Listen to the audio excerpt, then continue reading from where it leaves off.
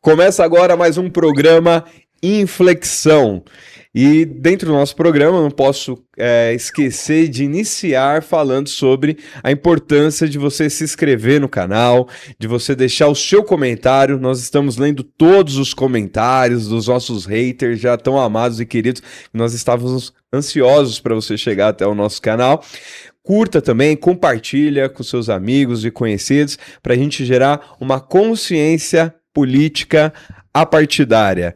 E hoje o programa começa de uma forma muito especial, não é verdade, Guilherme? Com certeza. Nós temos aqui a presença, exatamente, diferente, nós temos a presença do Dr. Leandro Castro aqui conosco. Que honra. Honra é minha. Muito boa noite para todo mundo que estiver ouvindo. Muito legal. E eu acho que a gente tem que conversar mais sobre política, né? Você sabe que, eu não sei se eu já falo, uma das coisas que eu acho que fez a gente se afastar de política foi que a geração do meu pai falava assim: política, futebol e religião não se discute. Eu ia falar exatamente. E isso é horrível, cara, porque a gente deixou de conversar, deixou de poder sentar e ver o que é melhor. Exatamente, né? E eu acho que são fundamentais, né? E futebol, a gente não deixou de discutir. A gente estava conversando aqui que se a gente criticasse o Ancelotti tanto... Não, se a gente criticasse os políticos como a gente criticou o Ancelotti ou o Rafinha... O Rafinha, com certeza. Aí a gente tava voando, pô. A gente tava igual a Noruega. Mas aí a gente já tinha o nosso político de estimação, que era o Endrick também, né? O Endrick... É que perdeu o gol, porque a gente ficou chamando o nome dele e tal. Você vê que é o nosso problema, né, como sociedade. Ou então é o contrário, né? Porque é o fato da gente tratar política como jogo de futebol, como se você se apegasse a um lado, a um político, a um time, e se fosse apaixonado por aquilo e não pudesse mudar. Exatamente. Né? Então não tem mudança porque é a minha paixão colocada aqui. No final do dia, quando acaba uma Copa... Acabou, você vai voltar para sua casa e não vai ter segurança, não vai ter educação, não vai ter saúde. Quem venceu foi a Noruega, nós falamos no último programa, né? Foi muito pior do que o 7-1, porque eles vão voltar para lá e o país tá maravilhoso, né? O problema é a gente que perdeu lá e volta e o país também continua na mesma situação. E a produção já mandou o sinal aqui pra mim e falou assim: fala do patrocínio. É o que move, né? A política, que move o Brasil, né? Então, tenho que falar do nosso patrocinador, que é a Jinx Educação, uma escola especializada na profissionalização, principalmente na área de tecnologia. Então, para você que quer ser um profissional, tanto de programação, com agilidade através da inteligência artificial, ou aprender inteligência artificial para otimizar as suas atividades no dia a dia, é só você escanear o QR Code aí na tela ou o link aí na descrição, entrar em contato com a Jinx e falar que veio através do programa Inflexão. E aí, para a gente começar... temos que falar de alguns. Vamos falar de vários temas variados hoje, e começando. Com certeza, depois a gente vai falar do SUS também, né? Porque a gente tem um médico, não é qualquer dia que a gente vai ter. Então a gente tem que aproveitar para pegar a visão dele, né? Também, pegar uma opinião de alguém que tem lugar de fala. Né? Para poder falar do SUS, né? Porque a gente fala do SUS, a gente não tem lugar de fala, né? Mas o SUS é difícil, hein? É complicado? É difícil falar bem? Cara. Eu acho que o SUS ele é. No papel, ele é maravilhoso. Na prática, nós estamos aí, né? Não tem o que falar, né?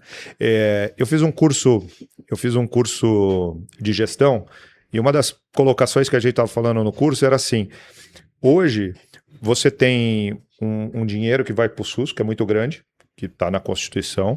Só que hoje, o que se gasta com a medicina privada fora do SUS é tão grande quanto todo o dinheiro que vai para o SUS. Então fica uma pergunta assim: em que mundo que a gente está no Brasil em que se você melhorar mais o SUS, quem sai perdendo é a própria medicina privada? Como é que você melhora? Como é que você sai disso? Como é que você sai desse tabuleiro? Se eu melhorar o SUS e lá dentro de Brasília você tem uma série de players que estão botando dinheiro lobby na medicina privada. Como é que você sai disso?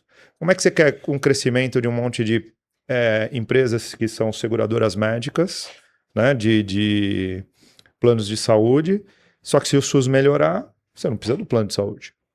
Como é que você sai dessa sinuca? E a gente sempre fala que o SUS é para todo mundo, né? Porque independente do seu dinheiro, se você cair de helicóptero, você vai para um hospital público, né? Você não vai para o Albert Einstein direto. Você sabe que não ia, né? Hoje vai.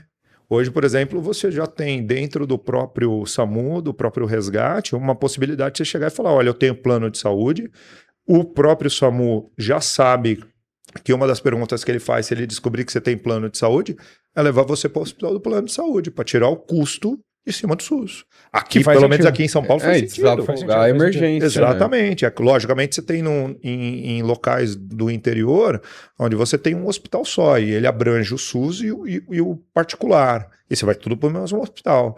Mas aqui em São Paulo, que você tem uma série de hospitais, já não acontece mais com tanta frequência assim, de você ir para um hospital do SUS se você tiver plano de saúde ou condições de avisar a esse resgate que você tem o plano de saúde. Então, o problema, na sua visão, é o lobby político por trás do...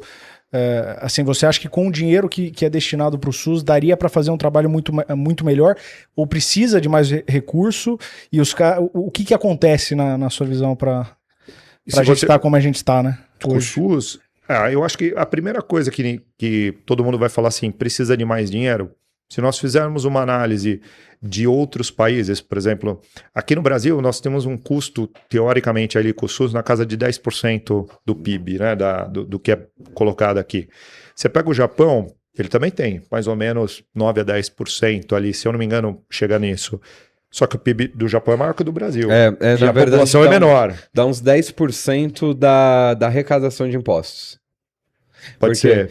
Porque dá uns 3 tri alguma coisa a arrecadação agora e o SUS recebe uns 200 bi alguma coisa, né? Só que você tem que lembrar que, primeiro, do SUS do Brasil. Então, colocando esse vetor de comparação, se lá no Japão, que você então tem mais dinheiro para menos gente, você ainda tem uma série de problemas com o que é a saúde pública, então falta investimento.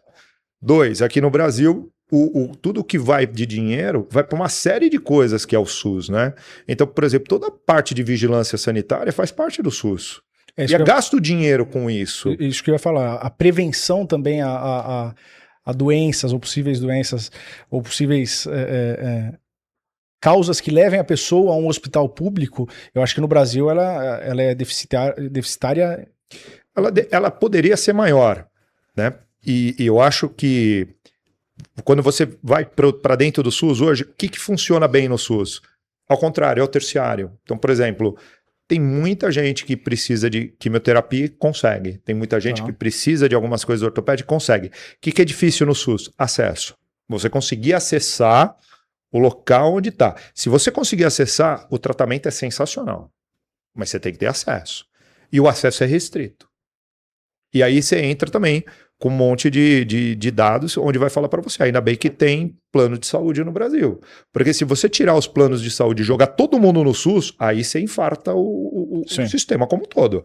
Aí não tem dinheiro que vai dar conta dessa história. É a mesma coisa da Previdência. Mas a pergunta que eu fiz lá no começo é assim, beleza, tem interesse de você melhorar o SUS, tendo em vista que se está ganhando tanto dinheiro assim com a medicina privada?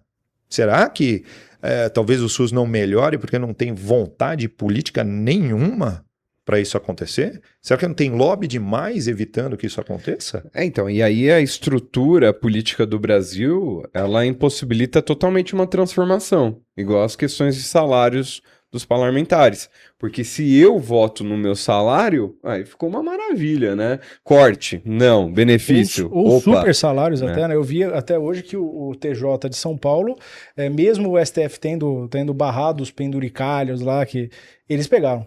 Eles conseguiram uma brecha ali e continuaram pegando. Então, todas essas coisas estão ligadas, né? Vai para o SUS. Todos os políticos de Brasília têm plano de saúde que dá direito aqui ao Sírio Libanês.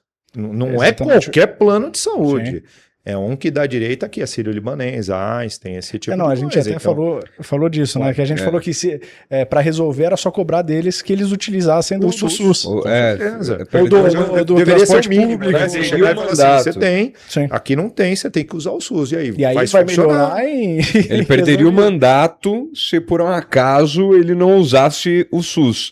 Ele seria obrigado a usar o SUS. Seria mudaria. E não poderia ter um hospital específico para político, ia ser o que todo mundo usa. Aí começa a mudar. E aí no dado que você comentou aí, Leandro, aí eu puxei aqui pra gente discutir com exatidão.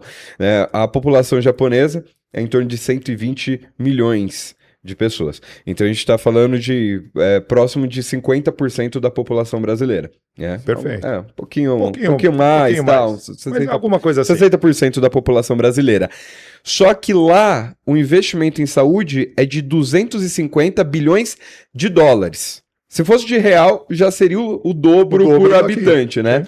Mas é de dólar. Então a gente já está falando de um investimento 5 vezes maior contra o nosso, que é de 200... 5 vezes maior, você está aumentando em 5 vezes o gasto deles, porque é em dólar, né? É em dólar. É gasto, né? Investimento. Exatamente. Não deveria ser vista como gasto. A gente está falando que é mais de 1 trilhão, né, de reais contra 200 e poucos bilhões de reais que é investidos aqui para o dobro da população. Então, realmente, de fato, falta dinheiro. Mas, assim, quando a gente sempre questiona, levanta umas interrogações aqui ao longo do programa, do seguinte, eu bato isso sempre com o Wagner, eu falo muito aí com o time aqui, que é o seguinte, que eu falo que falta realmente dinheiro no Brasil, porque você tem, quando a gente estava falando de PIB agora há pouco, você tem um PIB de quase 3 trilhões de dólares, mais ou menos, o PIB do Brasil. O PIB do Brasil é ínfimo perto do que ele poderia ser. Né? Exato, não, então, a gente tem esse PIB, só que perante uma população de mais de 200 milhões de habitantes, quando você olha para um Canadá que tem 40 milhões de habitantes e tem o mesmo PIB que o Brasil, aí fica nítido que realmente falta recurso, falta dinheiro de modo geral. Mas esse dinheiro que está indo para o SUS, você acredita que quanto que chega realmente ali na outra ponta? Quanto que chega lá no hospital? Né? De 100% que é destinado, quantos por cento realmente será que chega na outra ponta? Você chega aos 200 bi? Porque quantos processos de corrupção tem no meio desse trânsito? E mais do que isso, né? Se você for ver hoje, por exemplo, que aumentou muito, muita coisa do que a gente acha que do governo, que é estatal, Sim. são iniciativas público-privadas, ou seja, é uma iniciativa privada, muita UPA, muitos hospitais que todo mundo fala, esse hospital é do SUS. Não é do SUS. Ele é privado, ele atende pelo SUS. E atende às vezes até com tabelas variadas. Você tem tabela variada para todo lado. Eu acho difícil. Eu acho difícil chegar esse dinheiro lá na ponta. E essas parcerias também justamente facilitam algumas... com certeza, né? Alguns desvios ali, né? Mas você vê, tem muita UPA por aí que o pessoal fala, não sou atendido. O dono da UPA recebeu o dinheiro. Não sei se ele repassou. Ninguém confere, ninguém vai realmente... Então é um risco essa parceria público-privado? Eu acho que ela tem que existir. Não tem como não existir, né? Eu vejo assim... Tudo que é público é difícil, é lento, é difícil de mudar. A medicina é uma ciência que muda em alta velocidade. Se você mantiver sempre exclusivamente uma mudança lenta, então essa população tem uma mudança lenta em tudo que ela vai ser tratada? Ela não pode.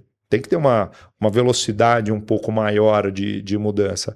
Infelizmente, isso está no privado. Agora, como equilibrar essa balança? O que precisa ter é fiscalização, né? Fiscalização séria, né? E não só fiscalização, você tem que sentar e tentar modelar de uma maneira mais interessante. Por exemplo, tem diversos países que, por mais que o SUS exista no Brasil, ele é muito bonito, mas muitos dos países europeus a medicina é privada. Ela é contratada, quando você trabalha, você é obrigado a ter o plano de saúde, mas tem muito mais regras para algumas coisas, como nessa área vai funcionar o plano de saúde tal, e eu vou cobrar os indicadores desse plano de saúde, que é o que não é feito no Brasil. No Brasil você permite que tenha um monte de plano de saúde e ninguém te fiscaliza se ele está entregando bons resultados, se não está. Tipo, hoje a única fiscalização de plano de saúde basicamente é o número de NIPs que o plano de saúde tem.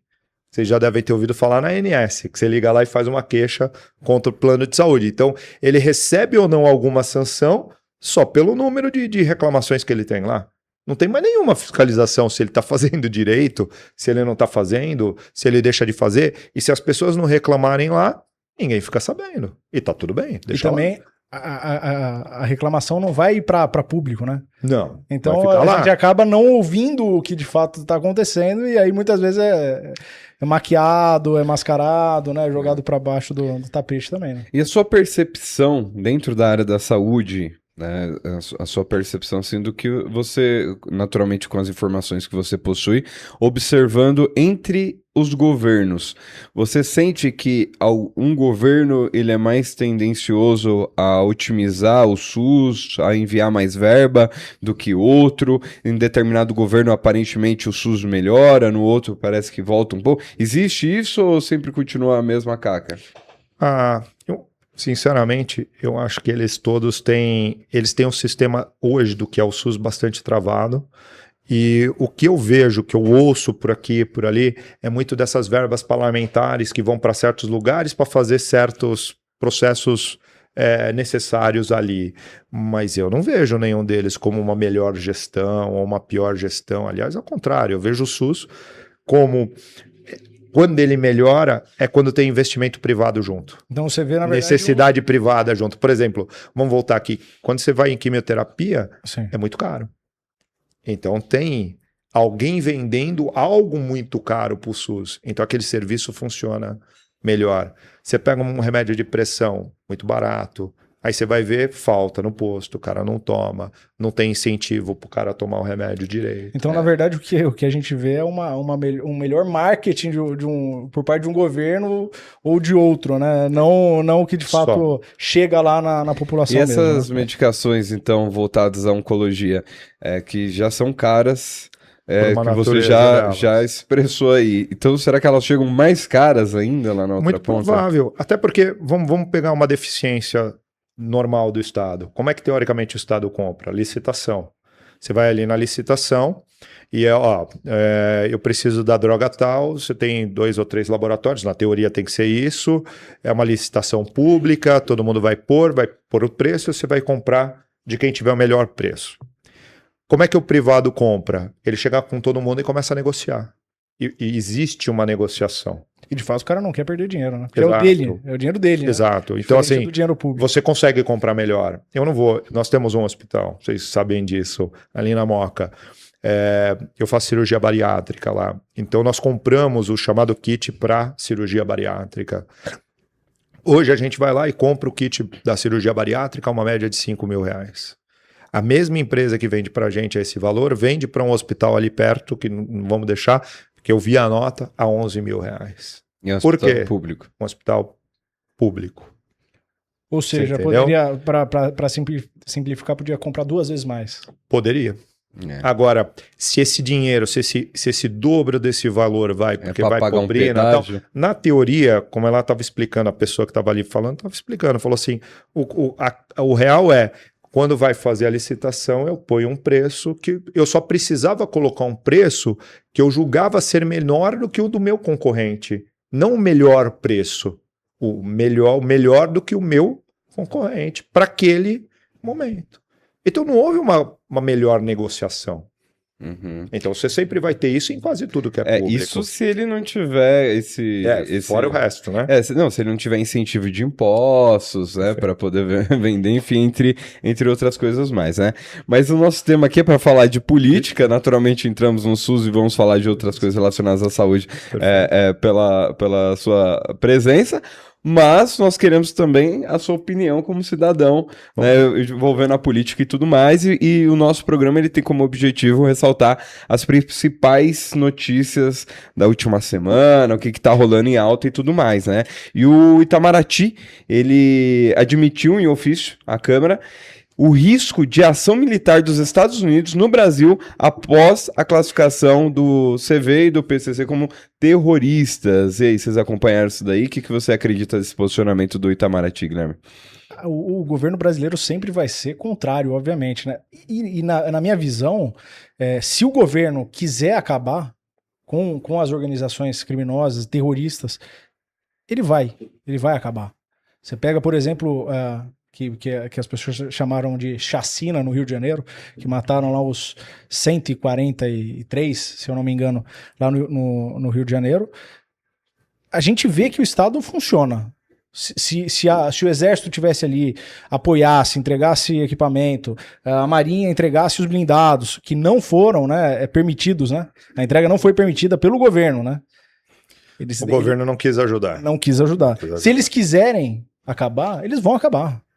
Você sabe que eu acho que hoje, eu acho que essas organizações que a gente chama de criminosas, elas já estão tão envolvidas na política que eu acho que você teria que ter uma mudança muito radical do sistema político para a gente acabar. Porque quando você faz o que teve lá no Rio de Janeiro, você está matando o baixo clero, né? O baixo escalão dessa organização. Não é a cabeça, né? E aí fica uma pergunta.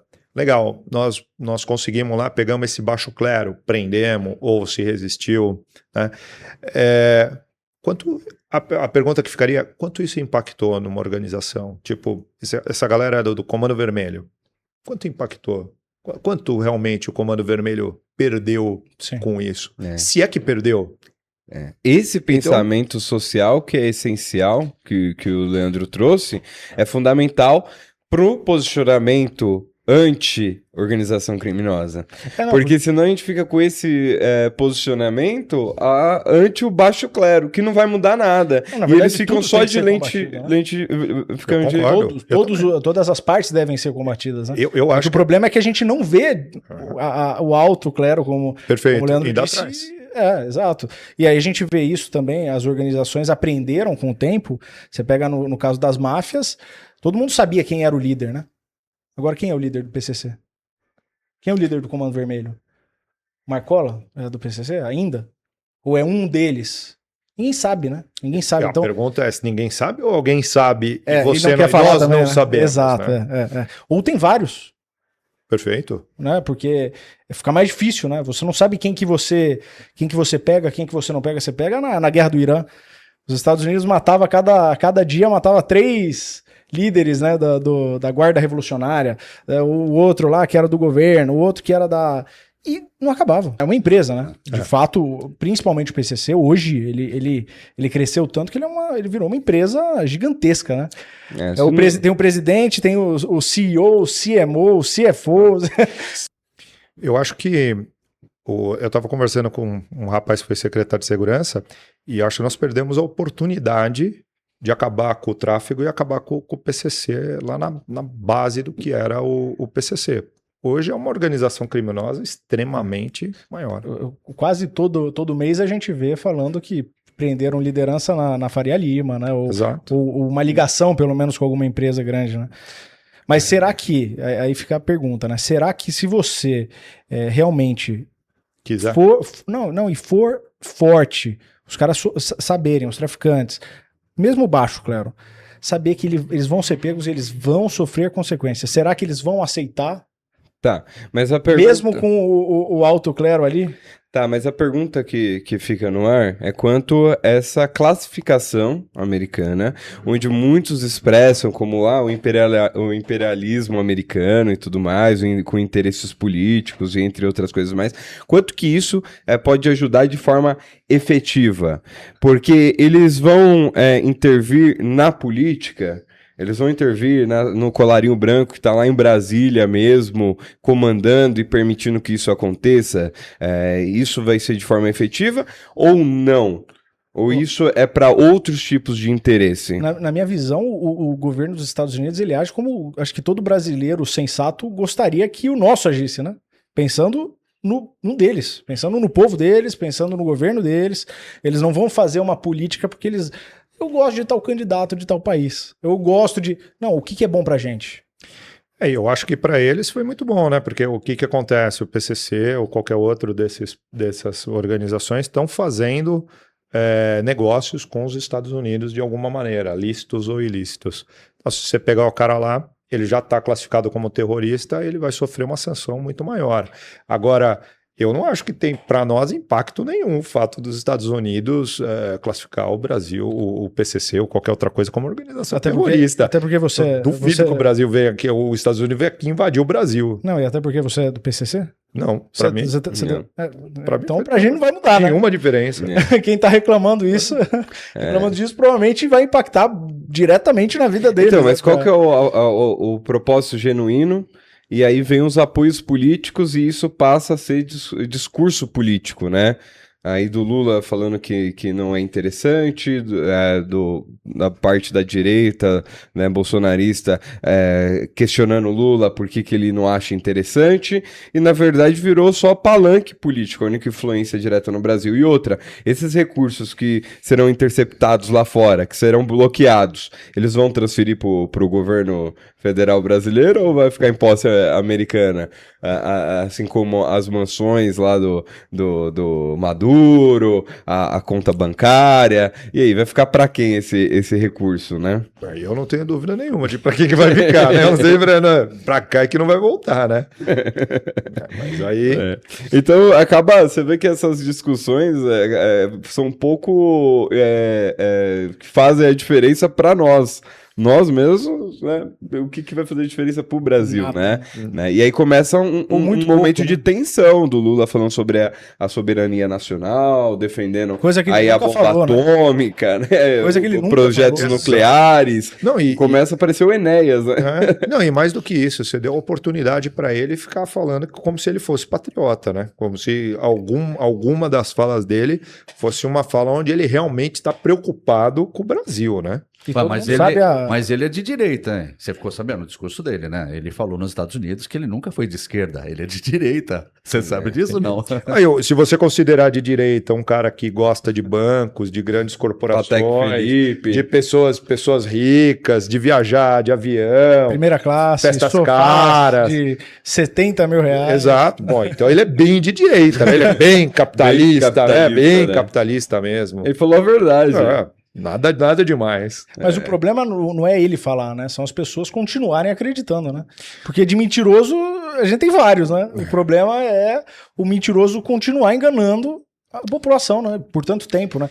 Que é triste, porque na verdade a população não tem, às vezes, condição de julgar, né? Você acha que a população foi doutrinada? Eu acho que sim. Sim, com certeza. Por muitos e muitos anos. Né? Você pega, por exemplo, 2003, né, o decreto lá das armas. Antigamente não existia isso, não falavam que era perigoso. Mas teve o plebiscito lá. Sim. E perderam. Né? A população votou que não queria ser desarmada. Muito bom. Né? Aqui é democracia, quem manda é a gente. Vamos desarmar todo mundo. Que é outra coisa que eu acho que se você colocou um plebiscito, foi votado, ele deve subir. Ele deve ir para a Câmara, ir para o Senado, ir para as casas, né? Porque então não vota. Mas se não fizesse, se você for olhar plebiscitos no Brasil, ele não tem nenhum tipo de legislação em cima dele, né? É uma consulta popular. É a mesma coisa que você falar, vamos fazer uma consulta à população sobre assunto A ou B e irrelevante. Ou igual pesquisa eleitoral, né? E outra, fora as campanhas. Tá virando irrelevante. Eu lembro das campanhas. Como é feito o plebiscito? Eu lembro das campanhas. Vai lá no MST e fala, você é a favor ou contra as armas? Contra. Então, beleza. Aí você vai ter 100%. Não, mas foi às urnas. Armas, né? O brasileiro foi às urnas votar e tudo mais. Não foi às urnas? Foi. E eu lembro de campanha do governo em propagandas já induzindo a votação contra as armas. Houve na época, eu não fui votar. Mas tinha votação, porque eu já tinha 22 anos. Já dá para votar nessa Mas você sabe que você começa a enfraquecer a população quando você começa a tirar as armas, né? Que eu acho que esse é o objetivo que eu entendo que é desse governo. É deixar a população fraca foi rápido, né? E sem poder de reação, né? Foi rápido, era um governo que estava um pouco mais de 1 ano, 2 anos no poder. E todas as ações eram, assim, hoje diferente do que o Lula falando que ele nunca foi comunista, naquele momento era bem claro o posicionamento do PT e tudo mais, né? Mas um líder comunista, ele é exatamente o que o Lula né? É comunismo pros outros, não é pra ele. Então, mas assim... O cara vai morar numa mansão, é fácil ser comunista assim. Mas ele não prega...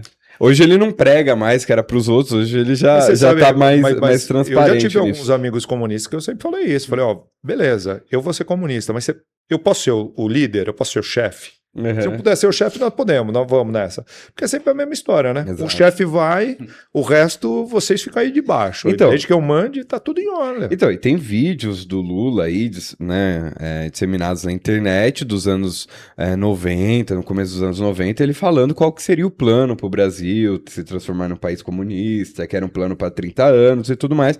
E aí, depois de 2 anos de governo ali em 2004, quando vem essa votação, é uma das ações, assim como o diretor ressaltou bem, que é uma das ações que o comunismo fez ao longo da história para poder tomar o poder, que era desarmando a população. Não, e você vê o quanto muda a cabeça das pessoas e o quanto não importa o que o outro diz. Um evento de campanha, em 2022, o Lula disse: eu, quando namorava, muito tempo atrás, eu tinha uma garruchinha calibre 22. Mas ele disse que andava com ela, inclusive, andava com essa garruchinha. Exato. Mas ele pode. E ninguém vai falar: nossa, mas você é contra? Você não era contra as armas, mas você andava. E ele nem se importa. Mas aí uma pergunta para vocês. O Enéas, ele costumava dizer que direita e esquerda eram duas faces da mesma moeda, né? E será que esse discurso, principalmente no Brasil, de comunismo, de direita, de esquerda, isso aí não é tudo uma cortina de fumaça? Eu acho que você tem que... As pessoas, elas precisam de programas de conversa ou de conversar com as pessoas para que você saia da dicotomia, né? Uhum. Quanto mais você mantém a população na ignorância, mais dicotômica ela é, porque nós estamos indo para esse tipo de divisão. Então, elas precisam existir só para isso. Uhum. Então não é que são as duas faces, eu acho que a necessidade da divisão. Porque quando você divide fica fácil, né? É o dividir para governar. Exatamente, fica muito mais fácil deles manipularem a população se você fala, ó, eu sou de esquerda, o outro é de direita, é ruim. Ou eu sou de direita, o outro é de esquerda e ele é ruim. E é isso que tem, não tem o centro, não tem o meio, não tem o meio termo, não tem nada. Tanto que o Trump mesmo falou essa semana que os países sociodemocráticos, eles não têm nada a ver com o comunismo. Ele deu esse posicionamento. Os países nórdicos, né? Que tá funcionando, o Canadá, enfim, que você tem uma alta carga tributária, assistencialismo, só que os modos operantes ali do país não tem flerte nenhum com o comunismo ou com o socialismo na sua origem. É uma distribuição...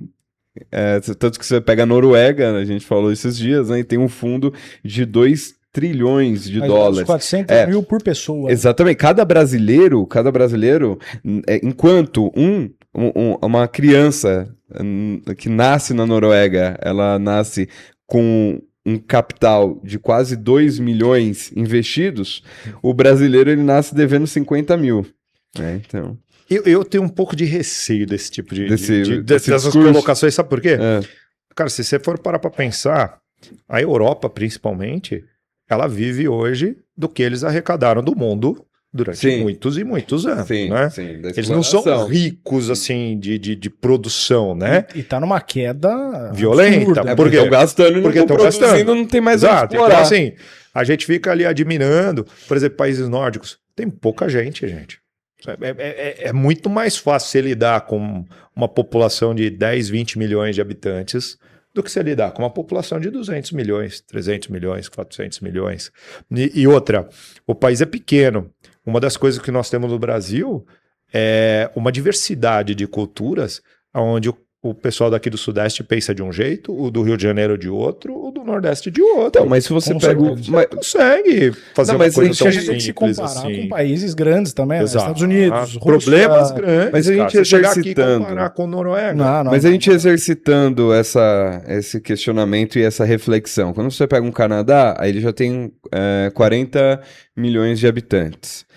Aí você já tem do lado leste canadense, onde foi colônia francesa, tem uma cultura francesa já bem instalada, diferente do que a outra região oeste, que já é uma cultura americana, mais ali intrínseca. Então, são culturas diferentes que permanecem.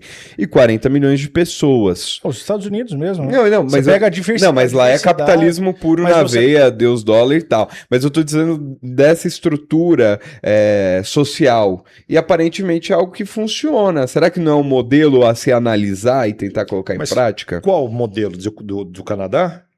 Porque ele tem Se você for olhar para o Canadá, nós estamos falando isso, mas 70% da população no Canadá está mais para americano do que para canadense. Ele está mais próximo dos hábitos e costumes do americano. São de fronteira também, né? Basicamente eu adorei Vancouver. Só que mais da metade da população de Vancouver se tem um viés de pensamento porque eles são todos imigrantes. Uhum. Tem menos canadense em Vancouver do que o original canadense ali. A maioria é vinda de outro país, é imigrante. E aí você tem uma divisão de pensamento, de como fazer as coisas. Porque para o imigrante é uma coisa, para o nascido no país é outra. Uhum. Mas isso que eu acho interessante dos Estados Unidos, né? Eles têm visões distintas. Então você pega o mexicano, até mesmo o mexicano americano, de origem, né? Ou indígena, ou até franceses lá, Louisiana, tudo mais, os texanos, e todos eles pensam no como que a gente vai fazer o nosso país ser bom. Mas eles cresceram com aquela ideia da América, né? A América é a terra. Sim. Da liberdade, é a terra do crescimento, é a terra da oportunidade. Porque eles saíram de fato até hoje é. Beleza, porque então, quem eles veio ganharam nisso. Porque quem veio pro Brasil, em grande parte, veio para explorar e ir embora, acabou ficando e ficaram. Mas o pensamento de construção era esse. Diferente deles que foram para a América, dos ingleses principalmente, que eles eram protestantes, estavam sendo perseguidos pela Inquisição, então foi um momento de fuga. E não dá para voltar para trás, porque se eu voltar para trás, eles vão me matar. Mas muitos eram prisioneiros na Inglaterra também e foram mandados para lá, né? Eu acho mas judeus que estavam lá em Pernambuco, e aí depois que os judeus holandeses foram expulsos, foram para Nova York, né, e fundaram a estrutura de Nova York. Então eles vão com esse pensamento realmente que o Leandro comentou, que é o pensamento de construção, da terra prometida, né? Mas eu acho que o americano criou esse pensamento. Assim como eu vi muitos professores de histórias que defendem que muito da população brasileira veio para cá para construir. Veio muito europeu, que seja fugido de guerra, mas veio para cá para fazer uma construção, para construir uma vida. Nós temos uma descendência de escravos, mas que ficaram aqui para construir a vida. Nós temos isso. Será que foi a virada da República? Será que não foi a virada da República que deu caca? Tardiar a escravidão, o fim da escravidão, tardiar o fim da escravidão, que foi uma estratégia inglesa para fomentar a indústria. Então, por isso que veio essa ideia abolicionista. Então, será que foi isso de o Dom Pedro II tardiar muito para não enfraquecer o governo, e depois a introdução da República, que a gente perdeu o time de Brasil? Porque a gente olha o Brasil do final do século XIX, começo do século XX, é um Brasil muito próximo do que a gente via, por exemplo, dos Estados Unidos. E aí, dali para frente que o negócio desanda, né? Porque aí você tem muitos escravos que foram libertados, e assim, abriu a senzala e falaram assim, se vira, acha um lugar para morar no Rio de Janeiro, subiram para o morro, não deu assistencialismo, suporte, e onde o governo poderia organizar isso, aí já veio os republicanos, e aí começou aquela patifaria que não era a democracia da República Velha, né? Então será que não é essa construção desse período de Brasil que lascou tudo? Porque eles costumam falar que o problema foi lá atrás, da exploração e não sei o quê, mas eu acho que pode ser muito mais recente do que a gente imagina, né? Você sabe que, para mim, o grande problema do Brasil foi a gente ter virado império, né? A gente tinha que ter virado a república lá, né? Já em 1822. Quando acabou com a monarquia. Se a gente tivesse virado a república lá, por exemplo, eu acho que nós somos uma república atrasada em 100 anos em relação à americana, coisa do tipo. Então, talvez se eu olhar para o Brasil daqui a 100 anos, talvez a gente enxergue, até mais, né? A gente enxergue uma democracia menos parecida com o que é hoje, né? É possível, com certeza. E para a gente conduzindo dentro desse assunto aí, a respeito do que se utiliza como massa de manobra desses discursos, saiu agora que o Brasil devolve um espião. Vocês viram essa notícia aí? Que o Brasil expulsa o russo Sergei, apontado como agente da inteligência de Moscou, e os Estados Unidos reagem por ele poder voltar à Rússia sem responder por espionagem. Não, parece que estão alimentando esse discurso. Do nada, agora surgiu um espião russo. Parece que a gente está nos anos 50 e 60, então, a Guerra Fria, né? Os anos 70. O Cherkasov está preso desde 2022 por falsidade ideológica e nega atuar como agente russo. Mas aí não tem soberania nacional, né? Aí é permitido o cara entrar, o cara fazer o que quiser, pegar, coletar informações, aí tudo bem. O problema é com os Estados Unidos. Se fosse um agente americano, aí o Lula ia falar Eu quero saber as informações que ele levou, né? E pra gente buscar aqui no Peru, não foi? Que nós fomos buscar lá o Abadia? O Abadia, lá, nós vamos buscar lá. Lá também não tem, né? Soberania de lá que se lasque. Que se lasque. Vamos lá buscar, nós vamos. Lá é nosso amigo, nós temos que proteger. Nós temos que proteger nosso amigo. Mas é o fim da picada, não é? Ficar falando de espião russo nessa altura do campeonato. Nos anos 60, anos 70, em plena Guerra Fria, né? E tem outro ponto aqui, são os tops aí da semana que estão disparados aí nos noticiários, né? As terras que Lula ainda não conhece. Lula diz que Trump pode se preocupar com o Brasil nas terras raras, mas ele admite que não conhece o tema e o país produz uma fração ínfima do mundo. Dá uns 10%. Mas eu acho que é relevante até. Mas alguém acha que o Lula sabe o que é? Ele afirmou, eu não sei mas que é. Ele não precisava nem afirmar, né? Mas ele falou pro Trump ficar esperto. Ele falou, fica esperto, viu? Cuidado, né? Ele falou que ele não tem, ele falou assim, você tem que para de se preocupar com a China e começa a se preocupar com o Brasil. É que, de fato, assim, as terras raras são extremamente importantes para os Estados Unidos, né? Para fazer os principais caças e aviões ali de última, de sexta geração, são necessários alguns dos metais, né? O nióbio, por exemplo, para fazer. E a China é a maior detentora, né? De terras raras do mundo. O Brasil é o segundo. Mas aí, de novo, se a China compra, ou se a gente entrega para a China grande parte por um valor ínfimo perto do que deveria ser cobrado, aí não é mais entreguismo, como ele disse, que era o Flávio, né, que ele estava entregando o Brasil para os Estados Unidos. Ele não está entregando o Brasil para a China. E não tem troca, né?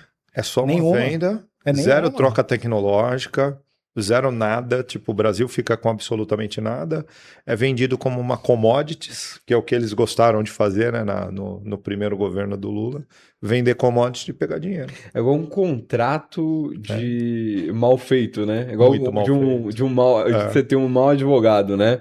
Parece isso, né? Umas negociações assim que só tende pro outro lado, né?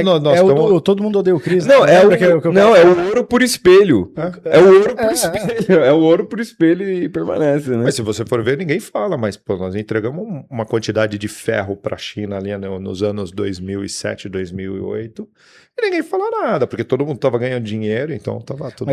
Mas se a gente for falar das coisas que a gente entregou, né, praticamente entregou para outros países, a gente que fala, vira e mexe, você vê um Rios, um Shorts, falando do ouro que Portugal roubou pra gente, né, roubou da gente, é ínfimo, isso daí não significaria nada perto do que a gente de fato entregou para os outros países, sem luta, sem defender a soberania nacional, sem patriotismo, sem nada, só talvez para tirar um pouquinho também, né? Porque, né? Quem sabe? Quem tá ganhando... vai reclamar, né? Quem realmente ganhou nessa história, né? De fato. Não, e ninguém sabe. Não vamos ficar, não vamos deixar Ninguém lá. sabe. Exatamente. Né? Muitas coisas são varridas para baixo do tapete e a gente não ouve. Por exemplo, eu não sei de quem que tá cuidando das terras raras. Sim. Nem o Lula sabe. Não, Mas falou que também não sabe. Então, alguém não tem sabe, empresa será? brasileira, para onde vai, como vai, o que Exato. faz, eu não sei. Alguém vai vir cuidar, né? Eu não sei, não faço a Ninguém menor cuida, ideia. né? Se ninguém tá cuidando, alguém vem cuidar, né?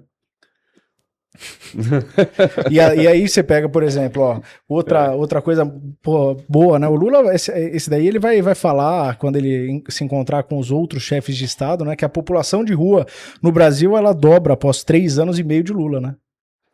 Ele esqueceu de falar, né? Porque ele falava, né, que a gente tinha não sei quantas milhões de crianças de rua. Promessa de campanha. Que a gente não tinha, que a gente tinha tantas pessoas, né? Então, ele falava que então tinha, deve o Brasil feliz, tinha né? 100 milhões de crianças de rua, tá? 100 milhões. Você não conseguia nem andar na rua. De tanta criança. Ele deve estar feliz com isso, então, né? Porque é mais uma coisa para ele falar e se orgulhar, né? Não se orgulhar. No Brasil a gente tem orgulho de umas coisas que não vai para o lugar certo, né? Uhum. Tipo, você vai se orgulhando de aumento do Bolsa Família, você se orgulha do aumento do número de cotas, né? Cada vez mais tem cotas e o pessoal se orgulhando de ter mais Bolsa Família, mais pessoas dependendo do governo. E cota é um negócio interessante para mim, porque a cota é definitivamente o significado de que a tua educação está ruim, porque você está aumentando tanto o gap da escola pública com as outras coisas, que você só consegue compensar com cota. Ou seja, se eu tenho que aumentar a cota, é porque o gap está aumentando cada vez mais. Ou seja,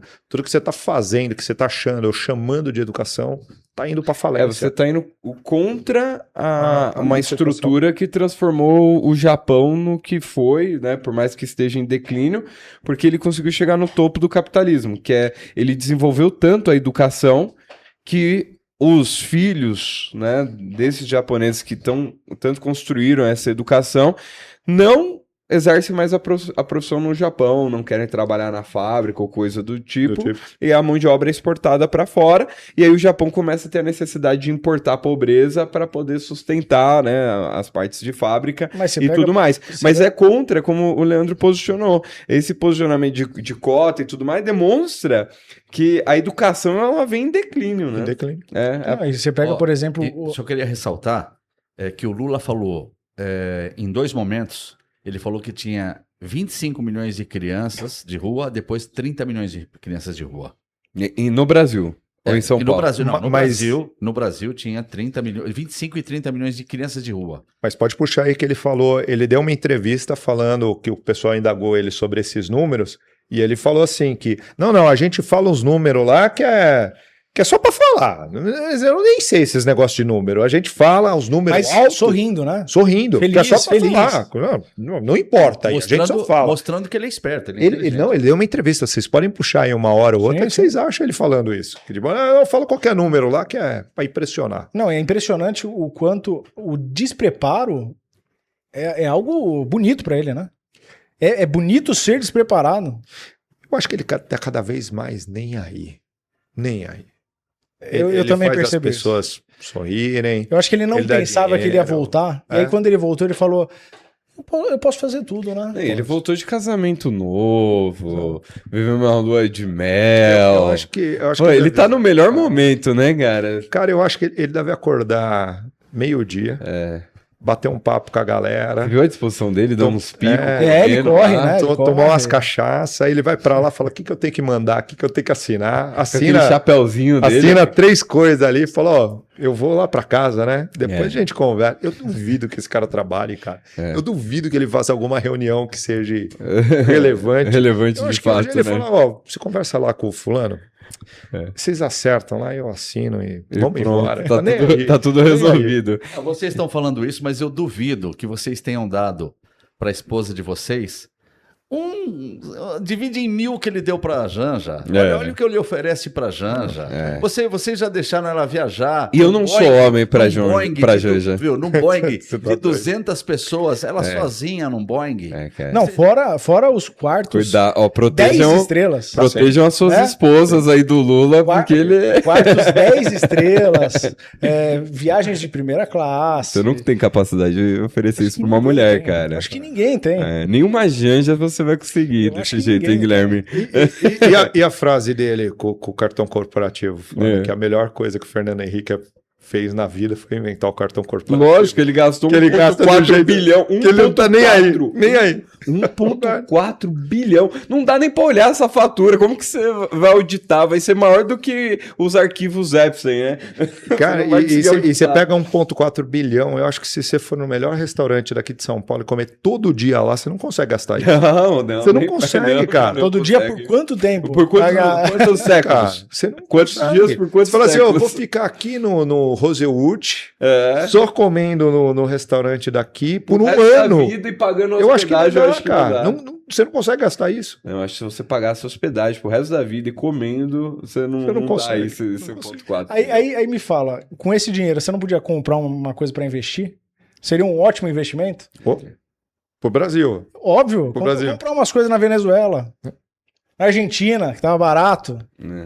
Ou até mesmo dava simplesmente tirar algumas pessoas da miséria, né? Porque fala, vamos arrecadar dinheiro porque nós temos que tirar a gente da miséria, mas o que eu gasto é o que eu gasto. E prova que o assistencialismo não tira as pessoas da miséria. Ele não vai tirar, ele só mantém as pessoas refém do Estado. Mas um dos erros do Brasil, eu acho que justamente é isso, que eles sempre quiseram manter também a população ignorante, né? Então, a população não consegue entender, vou segurar o dinheiro, porque depois, quando eu tiver mais velho, eu vou conseguir ou investir.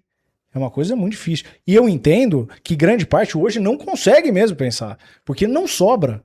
Não sobra, não é isso. Não sobra. O cara não tem nem para comer. Né? Quanto hoje... mais para as outras... Agora, se fosse um país mediano, que você tivesse uma qualidade de vida ali... Aí dava para fazer um fundo... Igual a Noruega, que nós estávamos falando, né? Você deveria conseguir pensar, né? Você deveria ser ensinado desde pequeno. Entender, não, tá bom, esse dinheiro eu não vou gastar, aquilo ali eu vou fazer isso, aquilo lá eu vou fazer aquilo. Isso aí seria o que é a escola, né? Mas voltando aqui, você vê, a gente só vê notícia de aumento de imposto, aumento de arrecadação.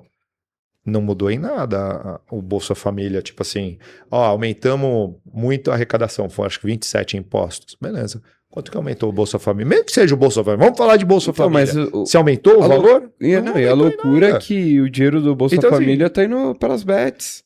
E esse dinheiro tá escoando para fora do país, não tá incentivando a economia. Porque os Estados Unidos também, em momentos de crise, eles assinam um checão lá e mandam para casa dos americanos, mandam em dinheiro, envelope, para poder incentivar a economia. Porque o cara pega aquele dinheiro, vai gastar, e aí gasta, gera lucro, gera emprego e o dinheiro roda. Agora, no caso do Bolsa Família, não, aí piorou tudo, porque aí o dinheiro tá indo para fora do país. E de novo, se você aumenta a arrecadação de imposto... Você não reduziu a miséria. O que você fez com o aumento da arrecadação de imposto? Essa aqui é a pergunta. Essa é a colocação. O SUS melhorou? Então, eu não sou contra pagar imposto. Eu acho que o grande problema do Brasil é que você paga imposto e não recebe nada. Exatamente. E nem que não é que o Leandro não recebe nada. Ninguém. É que todas as pessoas que estão em volta falando, ou até recebendo Bolsa Família, não recebem mais nada. Tá recebendo um troco e só. Acabou. Não, e até disso, eu peguei aqui do site do PT, tá? Que inclusive está escrito defende o Brasil, defende você. Que lindo, né? E tá aqui, eles fizeram uma reportagem, uma notícia escrito: profunda descrença de brasileiros com o sistema político fortalece necessidade de reforma. 2 em cada 3 brasileiros não se lembram em quem votaram para deputado em 22, mostra a Datafolha. O PT defende mudanças para aproximar o Estado da sociedade. Mas eles precisam de quanto tempo? Porque eles já estão... praticamente há 20 anos no poder, e até agora não conseguiram mudar. Mas você tem que lembrar que precisa de mais 4. Não, precisa mais uns 20. Não, é que você tem que lembrar que, infelizmente, o Bolsonaro acabou com o Brasil em 4 anos, né? Por isso que não deu certo isso. Talvez seja isso que o Lula, quando o Lula fala que os governos passados não investiram na educação. Exato. Não investiram, foi o Temer e o Bolsonaro, né? Exato. Foram 6 anos.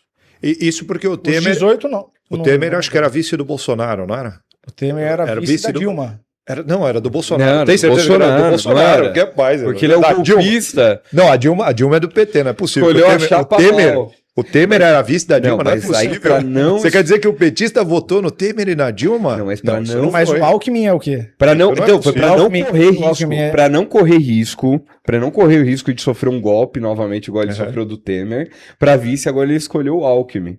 Sim. Estratégico, né? Estratégico. Até porque o Alckmin, como você pode ver na trajetória política, sempre defendeu o Lula. Sempre. Sempre. Você vê que foi sempre uma defesa, eles sempre tiveram do mesmo lado.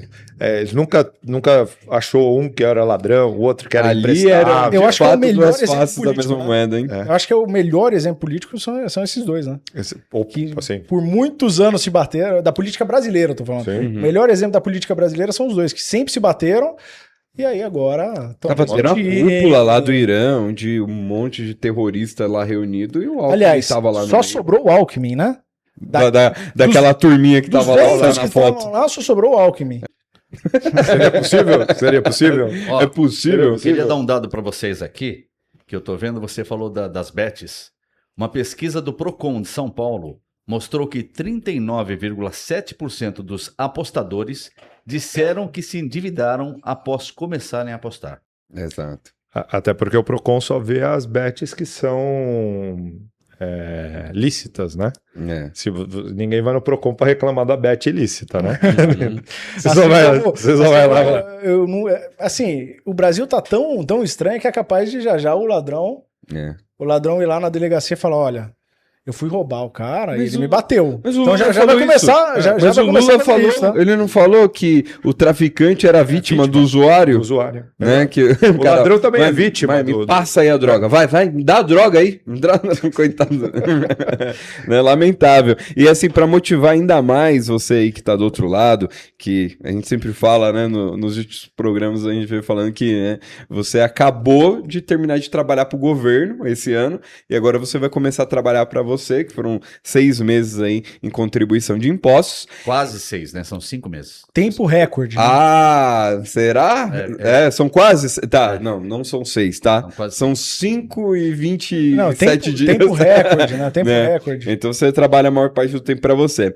E aí os tribunais pagaram cerca de 722 milhões em penduricários acima do teto, com o TJSP à frente, alimentando a percepção da casa. Então, o que eles fizeram? Eles não podem contribuir com esses 722 milhões para benefícios deles, né, para pagar coisas extras e tudo mais. Só que eles arrumaram uma estratégia de distribuir esse recurso de quase 1 bilhão que pertence a você, que trabalhou, que pagou os seus impostos. Eles distribuíram entre eles, né? E aí isso juntou com a perseguição, né, que segundo eles está vindo do STF, que rompeu lá a sentença do juiz de 35 anos lá ele tá com 35 anos, e aí ele cometeu um crime, aí ele fala, não, você cometeu um crime, você tá afastado do seu cargo, você vai receber o seu salário pro resto da vida e você não vai precisar mais trabalhar. Aí acabou isso, né? Resolveram. Tiraram essa sentença péssima que eles sofriam, né? E aí agora puxou mais um negocinho debaixo do tapete, apenas quase 800 milhões aí que eles utilizam para benefício próprio. O Tribunal de Justiça de São Paulo, ele liderou os pagamentos em maio ao desembolsar 184,4 milhões de reais, mas ainda não havia divulgado ao CNJ os valores referentes a junho. Tá? O Tribunal de Justiça do Rio de Janeiro ficou em segundo, com 74,9 milhões em maio e 35,6 milhões em junho, totalizando 110,6 milhões. Então, assim, é impressionante os super salários que eles conseguem pagar, mas a população não consegue ter o mínimo, né? Então, quando a gente começa a olhar esses números, aí a gente começa a ter uma dimensão de como o Brasil ele é pobre e escasso de recurso, porque o recurso em si já é pequeno. A gente já fez a comparação no início do programa, né, comparado ao Japão, que investe em saúde. Então a gente vê que no Brasil falta recurso. Só que desse recurso pouco que existe, olha o tamanho dos rombos de desvio. E isso é o que aparece. Imagina o que não aparece. Quanto de fato será que chega desses 3 trilhões arrecadados aí de contribuição, de impostos? Quanto realmente chega para a população, para a estrutura e tudo mais? Se você parar para ver que as contas públicas já estavam batendo na casa de 80% da arrecadação, então, ou seja, para pagar salários, para pagar previdência, para pagar o custo do governo, já está batendo quase 80%. Mas não sobra nada mesmo, não. Qual que você acredita, Leandro, que é a solução para a Previdência? Nós vendo que, assim, a gente olhando, né, a gente observando a Previdência e sabendo que ela é uma pirâmide financeira. Perfeito. E no momento de quebra da pirâmide financeira, porque começa a entrar menos gente do que tem para ser paga, né? E aí o Temer fez uma reforma e tudo mais, mas nitidamente não é suficiente. E as pessoas estão contribuindo, as empresas são obrigadas a reter na fonte do empregado e contribuir, né? E mandar esse dinheiro lá pro INSS. E é bem provável que lá na ponta você não vai conseguir receber esse dinheiro. Eu tenho 46 anos e eu acredito que eu não vou me aposentar com o dinheiro do governo. Talvez eu me aposente com assim, o governo te deve X, você não vai receber. Eu não consigo enxergar. Não vai fechar essa conta. Não tem como fechar a conta. Não tem, não existe. Primeiro que você já tem hoje no Brasil, como nós estamos falando, quase menos gente trabalhando do que gente já recebendo o Bolsa. O cara que está recebendo o Bolsa, ele já não está pagando. E tem um monte de gente recebendo. Não tem como fechar a conta. Eu não vejo uma solução para o Mas isso vai ser um colapso econômico quando quebrar, né?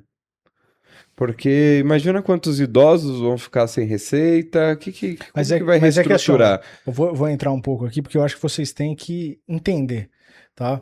Porque falta uma visão de uma economista. A economista aqui, ó, tem uma matéria na BBC, tá? A economista tenta entender a insatisfação dos brasileiros sobre o Lula. E aí ela disse que as redes sociais criam desejos de consumo para além do crescimento da renda. Esse é o problema, tá? O problema são as redes sociais. Desejo, é porque antes das redes sociais... A gente tem muito desejo de uma vida... Você tem melhor. que entender... É legal o discurso dela, né? Não do Xi Jinping, né? O discurso da Coreia do Norte, Sim. de Cuba, de você não dar acesso...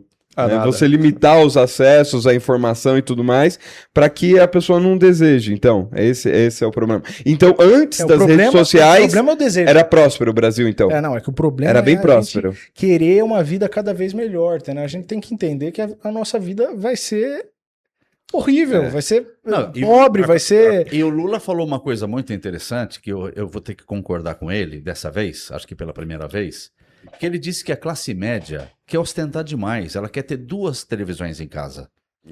Entendeu? Olha que ostentação que é a classe média querer 2 televisões. O problema da classe média é que assim, o problema ela tem 2 televisões, já é classe média. E assim, ela tem que bancar pelo menos um celular, porque ela vai sair na rua e vão roubar. E aí não é culpa do cara. Não.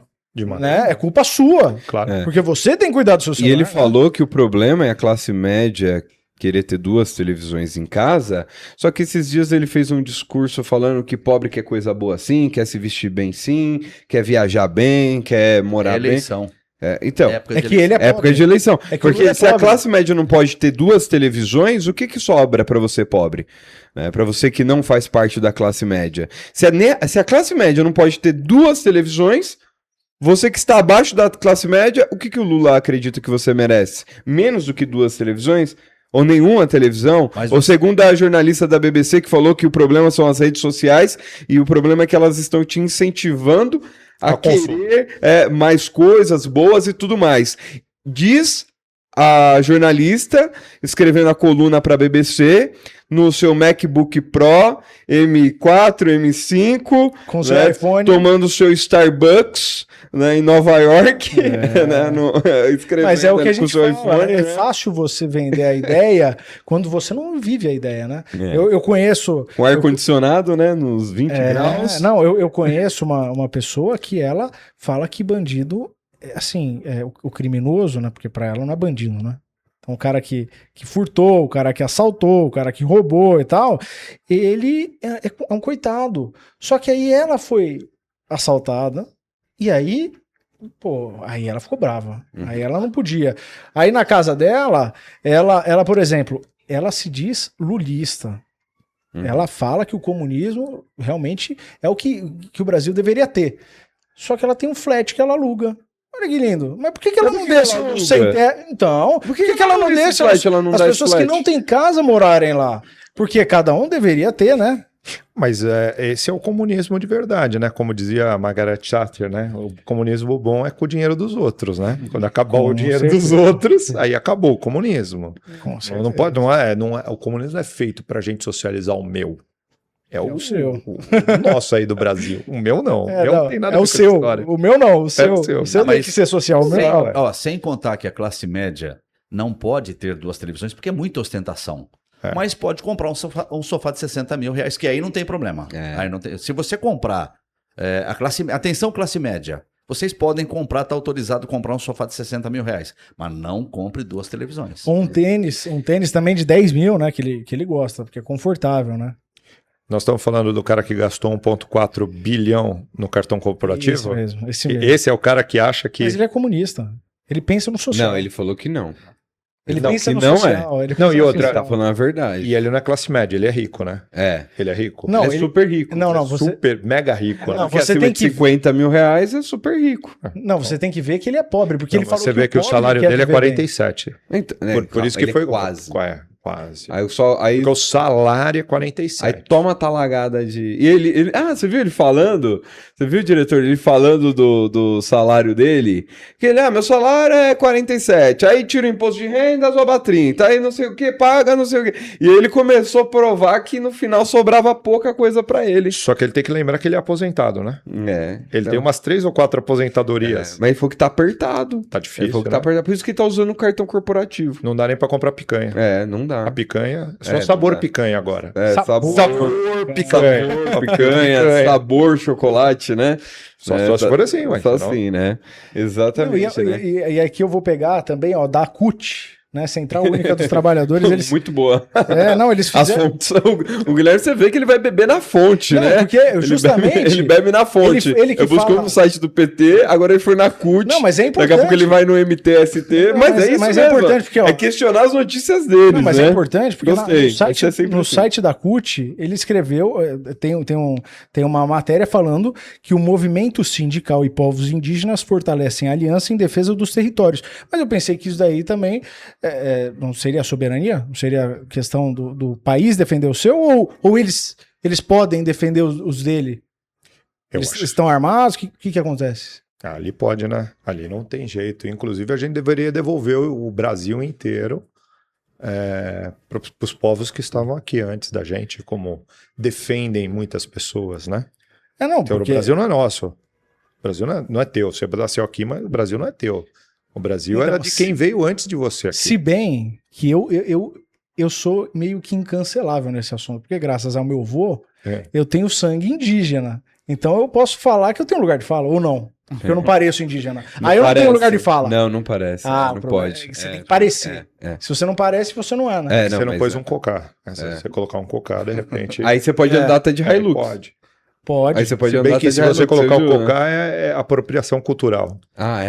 Não pode, né? E vocês falando de indígena, aproveitar o momento, teve mais uma vez aí um problema essa semana que roubaram os indígenas em 100 milhões de reais, né? O dinheiro, pode procurar aí, dinheiro desviado para ajuda aos indígenas de 100 milhões de reais. Não, então... e o problema é que as pessoas não, né? Os barulhentos, eles ficam batendo na tecla que pouco importa, né? Sinceramente, vocês acham que o indígena se importa se alguém vai chamar ele de índio? Eles querem viver bem, assim como qualquer um. Né? O Richard Rasmussen fala sempre isso, né? A gente fica se preocupando muito com às vezes, como que a gente deve chamar? Aí índio, não, índio não pode, é ofensivo, vamos chamar de indígena, mas vamos ferrar eles. Eu vou falar, eu não sei se você já teve essa experiência, eu fui dormir numa tribo indígena lá no meio da Amazônia. Pô, animal. Minha esposa me levou, dormimos. É legal demais. Numa maloca, no meio da floresta lá, não tinha energia elétrica, não tinha nada. E sem contar que eu fiquei acordado a noite inteira, né? Porque é um barulho na floresta, assim, é impressionante. E lá ninguém está preocupado se você chama ele de índio. É uma pessoa. Você conversa com ele naturalmente. Ele quer viver bem como todo mundo. E eles querem viver ali e tá tudo bem, tá tudo em ordem. Metade de tudo isso que o pessoal fica brigando por aqui, a hora que você vai ver o cara que tá lá, que tá vivendo a vida dele, que planta, que pesca, ele não tem nenhum tipo de aquisição de outras coisas. Mas a gente falou isso algumas vezes, as pessoas ficam colocando essa ideia de esquerda e direita, a população em geral, ela não liga pra isso. Ela quer viver a vida. Ela quer viver bem. Ela quer poder sair de casa, não ter medo de ser roubada, sair com o carrinho dela, comprar um celular bom, porque muitas vezes a pessoa tem dinheiro e tem como conseguir comprar alguma coisa, né? Só que ela vai falar, pô, eu vou comprar, aí todo mundo vai ficar olhando, aí vão me roubar, então eu prefiro ficar nesse, que é inferior, só que pelo menos não é tão visado. Quantas vezes, quem mora em cidade grande, quantas vezes a gente já não ouviu as pessoas falando, pô, eu queria trocar meu carro, mas, puta, aquele lá é muito visado. Quantas vezes? Muitas. E eu vou falar, eu acho que esse é o sonho de todo mundo, né? Querer viver a vida com o governo entrando menos na nossa vida, né? Podendo, sim. Vamos continuar aqui vivendo. Viver da forma que você acha legal, que você gosta, sem interferir no outro. Sim. E você vê, nós chegamos a absurdos porque a gente vai criando leis para interferir na vida dos outros. Não é para uma melhora do Brasil, do coletivo. Não, vamos criar uma lei aqui das palavras, de como cada um fala, do que cada um fala. Para quê? Você tem uma língua, a língua é portuguesa, tá tudo bem, não tem nenhum tipo de problema. E além disso, a gente pode pegar leis e vocês podem pesquisar, tem lei para determinar o tamanho de uma mesa de sinuca num bar, o tamanho da lixeira num bar. Você sabe que eu li a lei mais absurda que eu já li do Brasil, se eu não me engano é de Itu. Tem uma lei que proíbe você de ir com um leão no cinema. Os caras escreveram, pode procurar aí. Não pode. Não pode. Você acredita nisso? Você acredita que alguém teve que escrever que é proibido? Lei. Não é que é uma placa. É proibido você ir com leão no cinema. Mas é que tem aquela Será coisa, que se tem lei, tem história? Tem lei, tem história. Tudo bem que tem a história, mas cara, a gente tem que gastar tempo parlamentar, que a gente paga o cara que é parlamentar para isso. E aí o cara vai lá num período de eleição e fala, eu fiz a lei tal que regulamenta mesa de sinuca. Precisa disso? É um absurdo, né? Não, e tem um outro ponto interessante que eu quero tocar com vocês, porque às vezes pode ter alguém aí do outro lado que fala assim, mas a inflação tá lá embaixo, a inflação divulgada tal e tudo mais. E a inflação tem vários problemas, né? Que ela é calculada entre a cesta básica de famílias que ganham até 40 salários mínimos. Então, uma família que ganha 40 salários mínimos, a estrutura de gasto, né, o que eles consomem é totalmente diferente de uma família que ganha 1, 2, 3 salários mínimos, e aí esses produtos, né, importados e tudo mais sofrem menos com a inflação. Isso também ajuda a derrubar o índice, mas tem um processo que está ainda pior e muito evidente que provavelmente você deve estar acompanhando no supermercado, que é o processo de reduflação.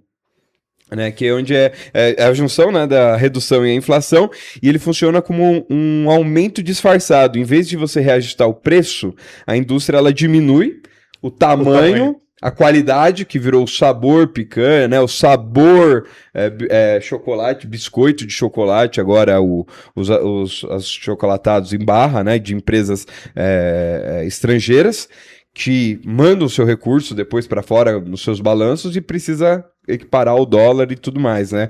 De acordo com a venda.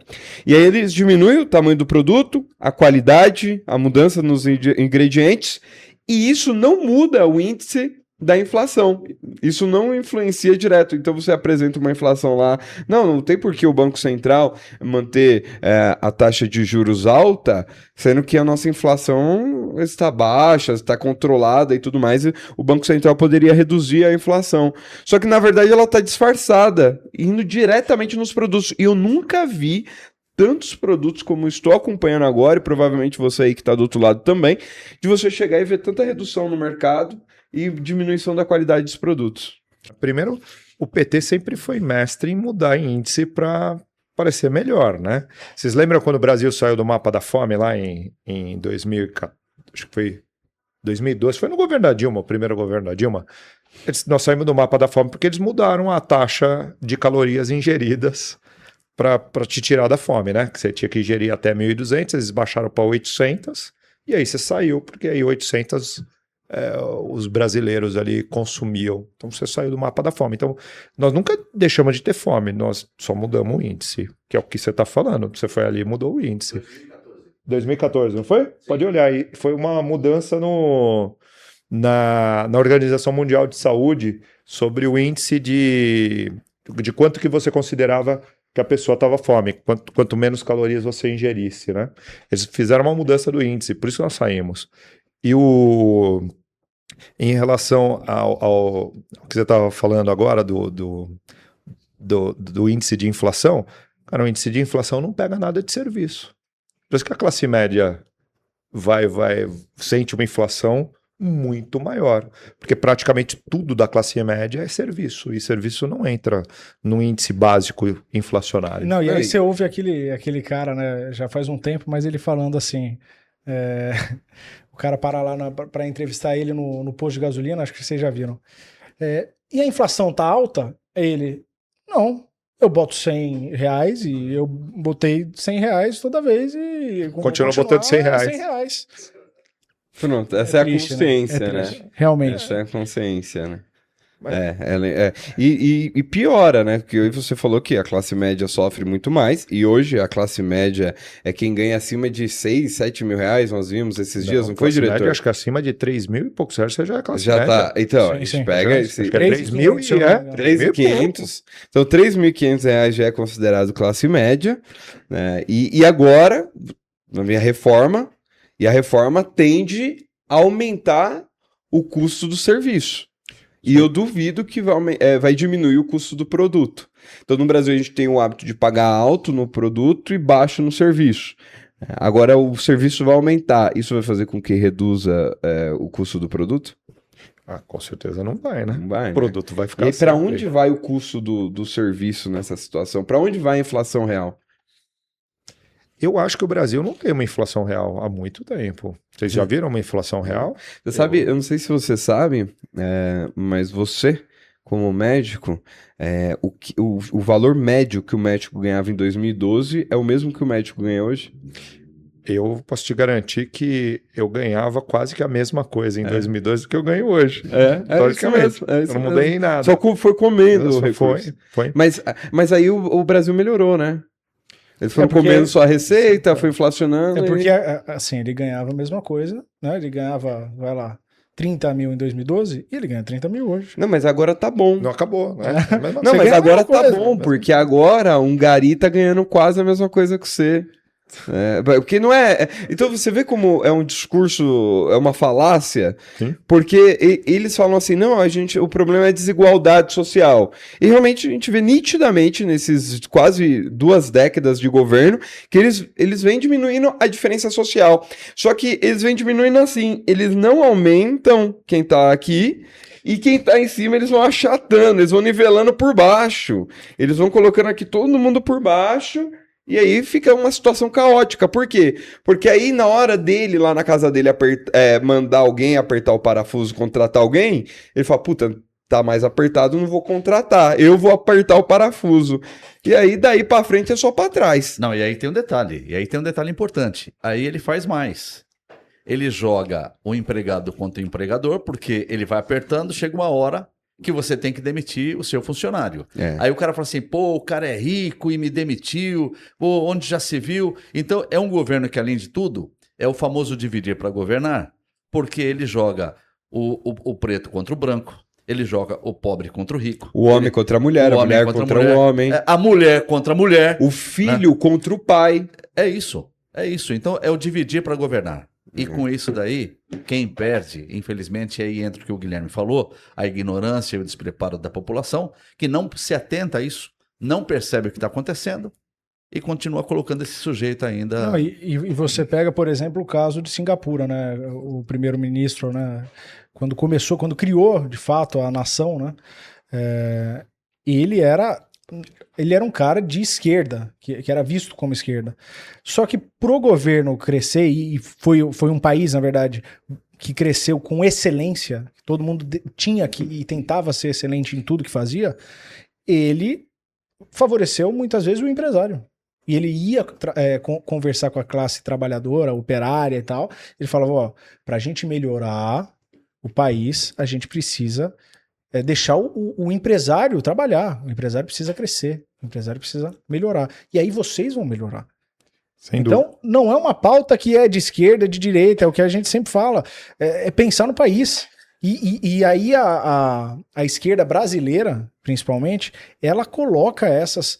sempre um contra o outro, mas para puxar outra coisa, por exemplo, e ver que não é só um lado, né, e que a gente fala só de um lado, a revista Oeste aqui postou, né, o Valdemar da Costa Neto, criticando as operações da Polícia Federal contra o Ciro Nogueira e o Jacques Wagner. As operações do Banco Master, né, e segundo muitas pessoas falam que o Valdemar salvou a direita. É porque o Valdemar você tem que ver que é uma pessoa honestíssima. Você viu isso aí? Eu vi. Não, e ele fala ainda que as investigações poderiam ter ouvido... o presidente do PL diz que investigações poderiam ter ouvido os senadores, sem medidas ostensivas, e reafirma a aposta em aliança com o Centrão. Mas Jacques Wagner é Centrão agora pra ele? Porque ele é de direita, né? Ele agora é de direita, né? Ele salvou a direita brasileira, né? Uhum. Então, como é que faz? E engraçado pra mim dessa história disso tudo o que vai dar disso aí? Porque não deu nada até agora, né? Nada. Vê aqui, pega um documento ali, faz um negócio aqui, mas de real, o que aconteceu até agora? Não, nada. A mesma coisa do INSS. Exato. Alguém fala? Não, sumiu. Esse Ninguém aí sumiu. fala. O Banco Master fez uma cura do INSS porque ninguém mais fala dele. Já o pior e o medo, eu acho que de todo mundo é aparecer mais um. Porque eu não duvido de mais nada. Mas você acha que não tem outros desse no Brasil? Tem muitos outros, esse é o problema, né? A gente tinha que ficar tranquilo que se fosse um. Se fosse um, a gente devia falar, nossa, ainda bem que é só um.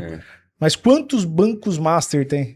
Quantos vão cair com essa história da Bet logo? Saiu o Digimas, agora com o 8bi, que é o do Edir Macedo, que também estava maquiando os números e tal e tudo mais, né? E eles estão defendendo como perseguição, entre outras coisas. Quantos outros estão maquiando números e tudo mais, né? E esse dado aqui, comenta com a galera aí. Segundo a Receita Federal, quais são as profissões que mais rentáveis, né, com valor? Você tem noção? Você chutaria aí primeiro, o cara que mais ganha, profissão, que mais ganha dinheiro no Brasil? Presidente do Senado? Também não está na lista. Presidente da Câmara do... Não, tá aqui, vai estar na lista ali no meio da história. Ele mas tá como profissão, uma assim, profissão. Englobado na profissão. Englobado na profissão. O grupo daquela profissão. Grupo daquela profissão que mais ganha. Nossa. E eu falo isso porque... eu falo isso porque, assim, vocês vão ver que as primeiras... elas vão te chamar muita atenção, porque a gente fala que o governo está aqui para causar uma igualdade social, não desigualdade social, uma igualdade social. Profissão que mais ganha no Brasil, titular de cartório. 3,3 milhões. Segunda profissão que mais ganha, ministros, juízes e desembargadores. Também, você vê que é outra profissão de empregador, né, Sim. Da classe média, tranquilo. Terceira profissão, procuradores e promotores. Quarta profissão, diplomatas. Aí vamos dar um alívio, porque aí vem atletas, né? Atletas e desportivos. Sim. Depois disso, dirigentes, presidentes, diretores de empresas, tal. Então, assim... Não, e lembrando que para você ser, por exemplo, um ministro do STF, você não precisa nem ser advogado ou ser formado em direito, né? Você só precisa de notório saber jurídico. O que é notório saber jurídico? E quem define isso? Quem? O presidente. O presidente. Mas aí o presidente Lula, como um cara extremamente qualificado, estudado, né, com não sei quantas faculdades ele tem? Quantas? Eu acho que ele tem umas 8, se eu não me engano. Não, é verdade, eu acho que ele tem umas 8. O Lula? Ele é bacharel, ele deram para ele título, até na Olimpíada, na Universidade de Coimbra. Não, mas era um título, mas... Não, mas tudo bem, mas é um título. Ele acha que é um título, ué. Não, mas eu acho ele que vocês... colocou lá. Ele Desculpa falar, mas eu acho que vocês estão mal informados. Porque eu sei, o Lula fez 5 faculdades. Ele só não fez a 6ª porque acabou o tijolo e o cimento. Entendi. Não, e você falou disso, ó. Peguei uma notícia aqui, ó, que o filho do Gilmar Mendes, do STF, né, um dos ministros, ele pode se tornar o novo presidente da CBF. Puxa vida. Mas é porque ele é capaz. Com certeza. Eu acho que não tem influência do pai. Mas deixa eu te falar uma coisa. Você vê que o Lula, por exemplo, colocou o Haddad, que é uma pessoa que tem um notório saber de economia. Afinal de contas, ele fez Tachad, 15 dias de... É o Tachad, né? E ele deu risada falando que ele fez 15 dias de intensivo de economia, né? Um semestre, sei lá. Fiz alguma coisa assim, então ele é um cara com notório saber magnífico. Então, notório saber é o que mais... É o que funciona. E ruim era o Paulo Guedes. Ah, com certeza, né? Ruim era o Paulo Guedes. Com certeza. Com toda a trajetória no Pactual, no BTG, todo o currículo dele. Não, inclusive eles fizeram na época do Tachad vários memes, né? Taxman, o cavaleiro das taxas. Taxe-me se for capaz. A história de um verdadeiro taxador. Taxa Driver. Walter Taxa Grande. Taxa de Elite 2. O imposto agora é outro. Aí a Maísa rodando aqui, ó, taxa de até $50, taxar acima de $50, taxar a Shine, taxar o AliExpress, DPVAT, vá taxar o caminho da tributação e outros aí, né? Então, assim, pelo menos nisso vazou, né? Para a população saber o que está acontecendo, né? Mas é o que a gente falou, quantas coisas a gente não sabe. Mas quanto que a população realmente dá valor a isso? É isso que me deixa incomodado. Você vai conversar com algumas pessoas e parece que notícias como essa, colocações como essa, não tem nenhum significado. O governo tem que taxar porque o empresário é malvado, ele tem que pagar mais e mais e mais, porque assim nós vamos resolver o problema do Brasil. Não, é o contrário. Não, é nítido essa conta, a gente já abordou em outras ocasiões, mas o processo para você mudar totalmente a economia do Brasil era você reduzir os custos de impostos da indústria, porque aí você fomenta a indústria começa a produzir mais, e aí você baixa o preço, com o preço baixo, a população começa a comprar mais, e aí sim você pode começar a taxar os dividendos. Aí você cobra na saída desse lucro expressivo que as indústrias vão ter e não vão ficar incomodadas, porque ele vai estar vendendo mais e ele foi menos taxado na origem. E aí com essa nova arrecadação de impostos, aí você investe na estrutura. Essa é a ordem lógica que países de primeiro mundo seguem, mas aqui a gente faz o contrário. O que o Trump está fazendo lá nos Estados Unidos, a estratégia de baixar o dólar é exatamente essa, porque ele quer reindustrializar os Estados Unidos. Então, uma estrutura para ele reindustrializar, ele precisa baixar o poder de compra do americano para que ele fomente a indústria nacional, já está com incentivos lá para a galera produzir lá dentro dos Estados Unidos, e aí com isso ele incentiva a produção e aí você melhora a economia a médio e longo prazo e evita o efeito China de expansão, né? O retarda esse efeito, que foi exatamente o que a China fez nos últimos 30 anos, 40 anos, né? Que foi incentivar a indústria lá dentro da China. Então zerou os impostos, aí foi Nike para lá, foi tudo há uns 15, 20 anos atrás, a gente já via muita coisa made in China. Não, então mas não produzia isso, né? lá. A China, ela pega as indústrias nacionais, por exemplo, eu sempre falo disso. Não era para Embraer, por exemplo, tá fabricando drone de última geração, que a gente sabe que tem tecnologia. Se o governo ajudasse, que é o que a China faz. O que a China faz, né? Eles pegam algumas empresas e eles têm uma parceria governamental ali, dando informações privilegiadas e tudo mais, para soberania, para eles crescerem como país, né? E é isso que a gente não... Então, assim, são várias coisas que a gente precisava mudar, né? E a população precisa acordar. Então, mas a mudança, ela é totalmente possível e nós estamos vendo isso, a história acontecendo na nossa frente com o governo do Trump. O governo do Trump, mais do que nunca de um governo americano, ele está totalmente comprometido com os interesses pessoais americanos. Então, quando ele aumenta a taxa de produtos importados, também é para desestimular a compra de produtos que vem de fora, para equilibrar a balança comercial e a produção interna, e você começar a consumir, você americano começar a consumir os produtos internos. E ele está mostrando na frente do mundo inteiro como que é a estratégia adequada para você reequilibrar a economia de um país. E é isso que devia ser aplicado aqui no Brasil. Só que aqui no Brasil você critica, a massa da população critica o Trump porque acha que uma situação como essa é imperialista. Não é porque... Ele está preocupado com os interesses pessoais, ele está equilibrando a balança comercial e metendo o dólar para baixo. Porque no momento que ele faz esse movimento, era capaz do dólar disparar, mas ele faz todas essas articulações políticas, inclusive a guerra do Irã, que não tem fundamento nenhum. A guerra no Irã é para socar dólar para baixo, é para perder o valor comercial do dólar. É uma estratégia econômica que ele tá sendo aplicada e está sendo criticado pelo mundo inteiro, porque o mundo inteiro está vendo que isso no final vai dar certo para os Estados Unidos. Então é o seguinte, diretor, não sei se você viu, mas o Trump, ele realizou mais de 3.700 trades, negócios no mercado, em cripto e em ações, em mercado imobiliário, ou dias, ou dia, ou horas antes de notícias que ele iria dar. Isso deu um lucro de mais de 1,4 bilhão de dólares. Será que o Trump, então, não é o Satoshi Nakamoto?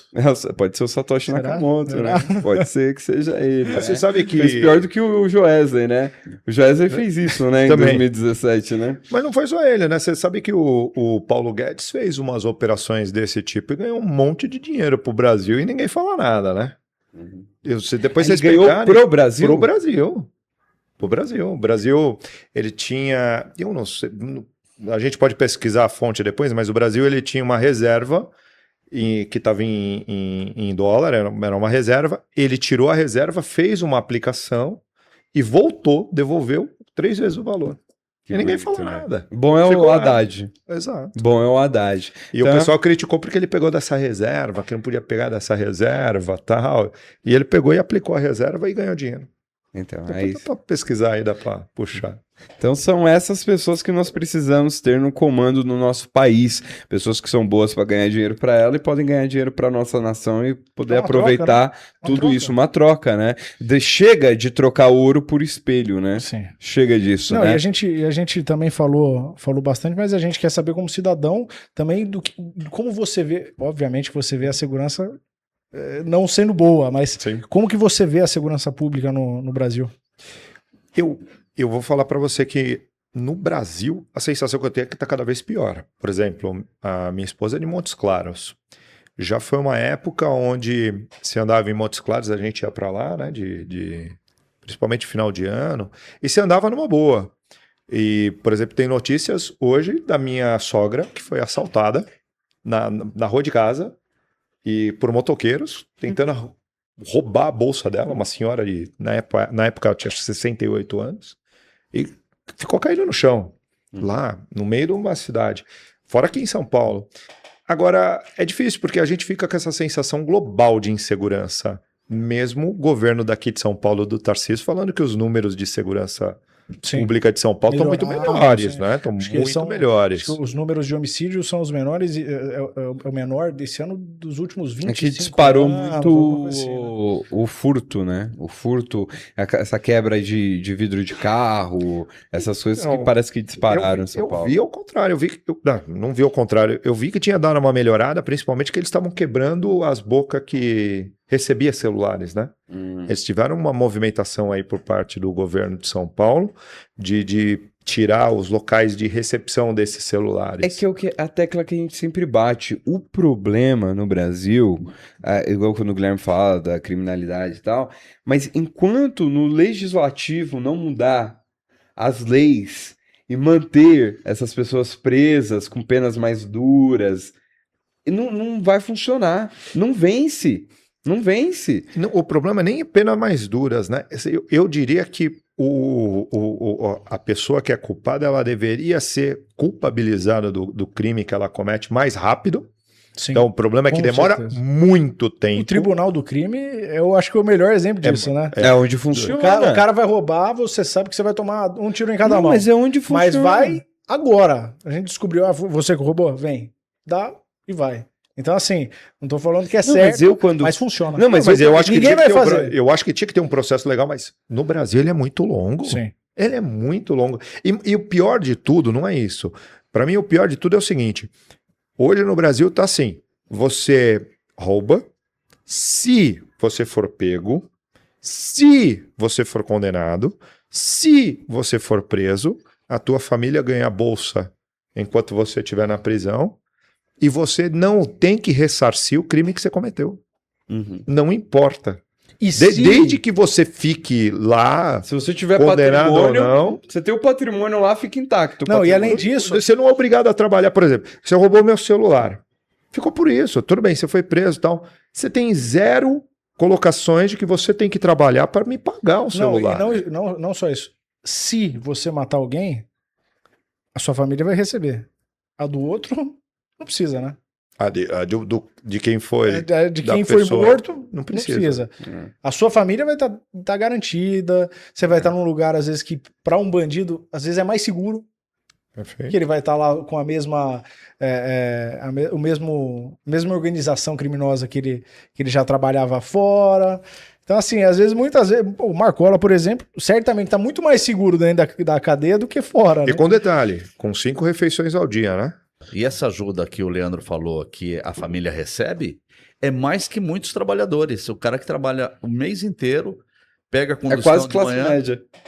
É inacreditável. É uma vergonha. Esse é o tipo de... E essa questão do roubo, a gente teve uma informação dias atrás de um caso de um rapaz que ele foi preso 80 vezes pelo roubo de celular. E libertado.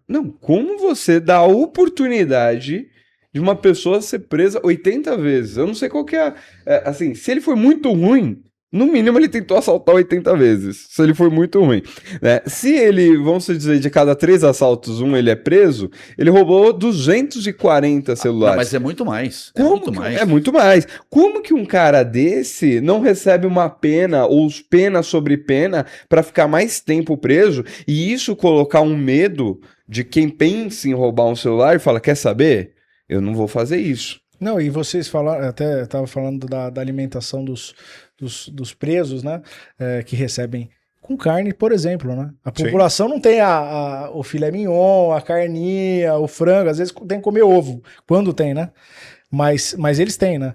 E aí você pega o caso de El Salvador, por exemplo, que o Bukele diz que só vai dar carne pros caras que estão presos quando toda a população for comer carne. Então, mas lá em El Salvador... Enquanto a população não comer carne, eu não vou dar. E eles não precisam eles não precisam ser fortes, eles precisam de... A Constituição de El Salvador permitia o estado de sítio, lá nos nomes deles, enfim, o que seria o estado de sítio aqui no Brasil, para ele poder fazer isso e gerar essa mudança que está acontecendo. Aí eu te pergunto, Leandro, e no Brasil? Qual que é o caminho para a gente ter uma transformação? Você acredita, ao longo dos teus 46 anos, 46 anos de idade, ou qual que é a percepção que você tem de Brasil para haver uma mudança de fato? Você sabe que eu acho que o maior problema que nós temos no Brasil é o nosso judiciário, né? Eu acho o nosso judiciário lento, por vezes incompetente, fica sentado em cima de certos processos, e isso causa o que, para mim, é a maior causa da criminalidade. Eu acho que eu não vou ser punido, a chance de eu ser punido é pequena, por que eu não vou arriscar? Nós estávamos falando do Vorcaro, é muito fácil você roubar um monte de dinheiro, e aí quando te pegarem, você vira e fala assim, vamos fazer o seguinte, eu devolvo 10 bilhões em 10 anos. Cara, como é que é? Eu pego todo o dinheiro, fico comigo, vivo bem, mas eu prometo que eu devolvo em 10 parcelas. Então nós sabemos que precisa e não só ter. isso, uma coisa que eu acho que deveria ser mudada se eu tirei esse dinheiro e investi em algum lugar, numa empresa, por exemplo. Perfeito. A empresa vai continuar, da minha família, vai continuar para o meu filho, vai continuar. Mas ela não foi criada fruto de um crime, então não deveria. Eu concordo. Os casos que levaram ao Odebrecht e assim por diante, você vê, naquela época do petrolão, uma série dessas empresas pagou leniência, ou seja, a empresa concordava que ela tinha feito coisa errada.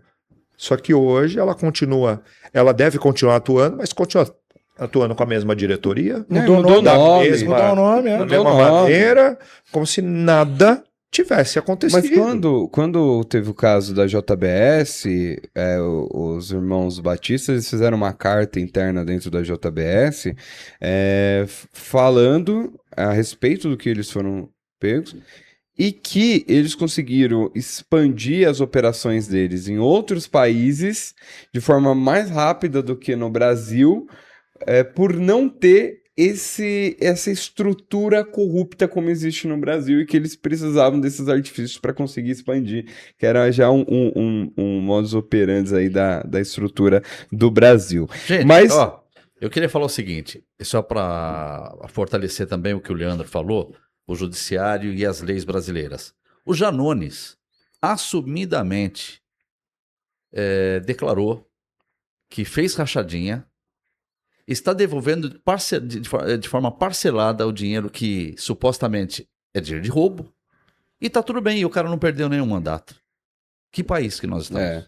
O importante aqui no Brasil não é o que faz, é o que fazem, né? É quem faz. É quem tá fazendo, né? E é isso aí, pessoal. Então, a gente caminha aí pro fim do nosso programa. Muito obrigado pela sua participação, Leandro. Muito obrigado pela participação, é muito legal, muito bom estar aqui, muito bom conversar. E aquilo que nós conversamos, acho que tem que conversar mais sobre política, tem que conversar numa boa, tem que conversar com pensamentos diferentes, tem que tentar levar as coisas para um lado onde a gente possa chegar nisso, né? Que a política é essa arte de você conseguir ver o que é possível para todo mundo viver no mesmo lugar. Exatamente. Porque é o que a gente faz. Conciliar, né? Conciliar. Que é o que a gente faz em um condomínio. Você tem um monte de gente morando no mesmo lugar e a gente precisa fazer a reunião de condomínio, a gente precisa dar um jeito de todo mundo viver junto. Em comunidade. Em comunidade. Mesmo eu pensando A, você pensando B. E talvez falte isso pro Brasil, sabe? Exatamente. Aquela coisa que vocês falaram, vamos sair da direita, vamos sair da esquerda. Vamos chegar num jeito da gente viver todo mundo junto, né? Por exemplo, ninguém é contra a educação, nem vai ser. Ninguém é contra a saúde, nem vai ser. Ninguém quer ser roubado. Sim. E fim de história, ninguém quer uma coisa dessa. Vamos ser patriota, né? Vamos ser patriota, vamos chegar num consenso. Não, né? O patriotismo, nesses últimos anos, principalmente, ele está muito ligado à direita, né? E não tem nada a ver, as pessoas têm que entender que ser patriota é você defender a sua pátria, é você defender o melhor para o seu país. E isso não tem ligação nenhuma com o que você pensa, com a sua ideologia política. Então, para isso, mostra o que você tem aí, Guilherme. Pra mostrar que você não tem nada com ideologia. Não, é que eu acho que a gente tem que estudar de tudo. Se a gente não conhece, a gente não sabe, né? E aí, por exemplo, a gente não falou, mas o MST, né? Ou quando invadem alguns lugares aí privados, o Lula, ele sempre fala que as pessoas não têm. E assim... Você tem que aceitar que a pessoa não tem, então você tem que, né, repartir, né? E aqui, né, na página 264, para quem quiser ler, do volume 1, ele fala justamente que na primeira casa dele, de 33 metros quadrados, eles chegaram lá e por todos os cantos viam-se adultos, idosos e crianças espalhadas. O Lula tentou resolver o problema na conversa. Acabou que... Aqui, vou pegar a Marisa, foi contra eles ameaçarem e tirarem eles, né, puxando pelos braços, falaram com um PM, né, que recorreu a um sargento, e este falou, daqui a 15 minutos eu volto. Tudo que estiver dentro da casa, vamos jogar na rua e tacar fogo. Tudo, inclusive gente. E aí eles saíram. Mas ele pode, né? Ele pode ameaçar e tirar as pessoas da casa, porque a casa era dele, né? Se fosse dos outros, aí não... né? Aí o MST pode invadir, né? Aí pode matar boi, pode destruir casa, pode tacar fogo em plantação, porque não é dele, né? E o melhor, né? Você tem que lembrar sempre que o MST, veja, eles só invadem terras que são totalmente improdutivas, são terras ruins que eles transformam em terras boas. Sim. Eles nunca vão invadir uma terra que está com produção, com nada do tipo, né? Tipo, você vê que lá no sertão, né, onde tem uma terra que precisa de trabalho mesmo, lá ninguém invade. Não invade, porque Deus me livre, já a pessoa pega o povo e bota para trabalhar lá. Vai invadir fazenda que tá pronta, que tem tudo pronto, tem rio, tem tudo, né? O Pablo Marçal com a carteira de trabalho exorcizando o Boulos e tudo mais, né? Vai invadir. Exatamente. Então é isso. Então o nosso objetivo aqui dentro do programa, Leandro, é exatamente esse, é incentivar a consciência política, acabar com essa visão binária que só existe Lula e Bolsonaro. Eu não vou votar no Lula. Então você vai votar no Bolsonaro? Então eu não vou votar no Bolsonaro. Muito chateados. Então, muito chateados com o Bolsonaro, pelas questões lá da pandemia, foram e votaram no Lula. Então essa que é a opção que tem. Eles não pensaram, e não, vamos buscar outra pessoa. Eu sou de esquerda, tá? Então por que não votaram no Ciro? Não tentaram levantar outra pessoa que não tivesse um histórico tão grande de supostos envolvimentos de corrupção, como foi o governo PT. Ele fala que o escândalo do Master começou no governo Bolsonaro, só que no governo dele começou o Mensalão, no governo dele começou o Petrolão, a Lava Jato. O do Master foi antes, né? O escândalo do Master é anterior até ao governo do Bolsonaro. Já vem, e ele nem gostava, né, do Bolsonaro lá nas mensagens, deu pra ver isso e tudo mais, né? Mas fica isso. Então, chegamos ao fim de mais um programa Inflexão, onde o nosso objetivo é estimular a sua crítica política, a você discutir política de forma civilizada. Muito obrigado, Guilherme. Quer deixar um recado pessoal? Pô, eu acho mais do que esse último recado aí, tá ótimo, você né? Falou tudo, é isso. A gente tem que pensar maior, né? Acho que as pessoas estão pensando muito só nelas também. Porque às vezes você vai cobrar que diminui o imposto e você sabe que você vai perder com isso também. Uhum. Mas você sabe que o coletivo ganhando, muitas vezes, no final, você vai ser um cara que também vai receber. Então, não parece que faz sentido, mas no final faz. Então, assim, hoje as pessoas que têm dinheiro vão fazer o quê? Vão comprar um carro blindado. E se o imposto fosse destinado à segurança? Exato. O Brasil é muito bom para quem tem bastante dinheiro. Né? Funciona. Não é? Por isso que não vai embora, né? O Brasil é um país maravilhoso, não é? Eu vou te falar que a única coisa que eu queria no Brasil era poder andar com mais tranquilidade na rua, com uma sensação de... E onde você vai é isso. Não, eu ouvi... É o frentista, é o cara lá cobrando ali do estacionamento, é o porteiro, o presidente. Todo mundo no Brasil grita por uma coisa, segurança. Precisa. E se você melhora as leis e punições sobre roubo, você já começa a fechar o ralo lá em Brasília de corrupção, porque eles devem ser punidos da mesma forma, né? Não, e as pessoas... A lava-toga era para isso, né? Sim. Que muitos votaram contra, né? Quem, por exemplo? Flávio. Qual Flavinho? Mal, né? Que fala qual Flavinho? Mal. Flávio Bolsonaro, que fala mal, votou contra a CPI da Lava Jato. Que ele votou errado. Ele Duas vezes, né? Ele deve ter visto. Tinha 2 botões, né? Aí ele...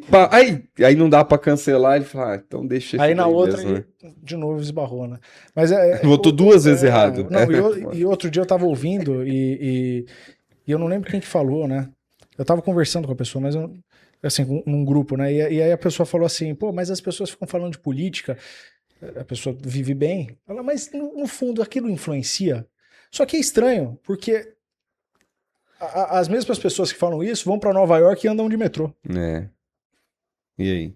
Se aqui fosse um país bom, será que não fariam a mesma coisa? E outra... Porque qual metrópole, qual cidade gigante? São Paulo não é uma cidade grande. Não, e alertar qual você... cidade gigante que você não tem trânsito? O cara não poder andar de metrô, o cara não poder andar tranquilamente na rua. Ah, vou até ali e tal. Aqui você já olha e fala, não, ali é meio perigoso. Então, embaixo daquele viaduto eu não vou. É que não vale a pena. Assim, alguns tipos de furto não existe lá fora porque não vale a pena. O cara não vai roubar um celular. Como é que o cara vai levar seu iPhone? Não vale a pena economicamente para lá. Por isso que acaba não acontecendo. E para você, que você estava falando do eu queria Flávio só falar Bolsonaro... uma coisa. Eu queria falar uma coisa. Eu acho que o Brasil, o que eu percebo é assim, não é só a segurança. O desequilíbrio, você sair numa rua, e é uma coisa que me choca muito, você sair numa rua e ver uma criança pedindo esmola num farol. É chocante. Uma família. Cadê o conselho tutelar? Ontem mesmo, à noite, eu parei num farol e vi um casal com uma criança no colo, num local escuro, quer dizer, tinha iluminação, mas aquela iluminação fraca, pedindo ajuda. Cara, pode falar para mim o que quiser. Ah, mas é que essa pessoa aí pode ter errado na vida, não me interessa. Eu acho que o ser humano precisa das condições mínimas. Se alimentar bem, ter realmente segurança, poder viver dignamente. E quem conhece um pouco de São Paulo, essas periferias, essas comunidades, cara, é triste de ver. É muito desequilíbrio. É muito desequilíbrio. E aí, só para complementar, eu falo o seguinte.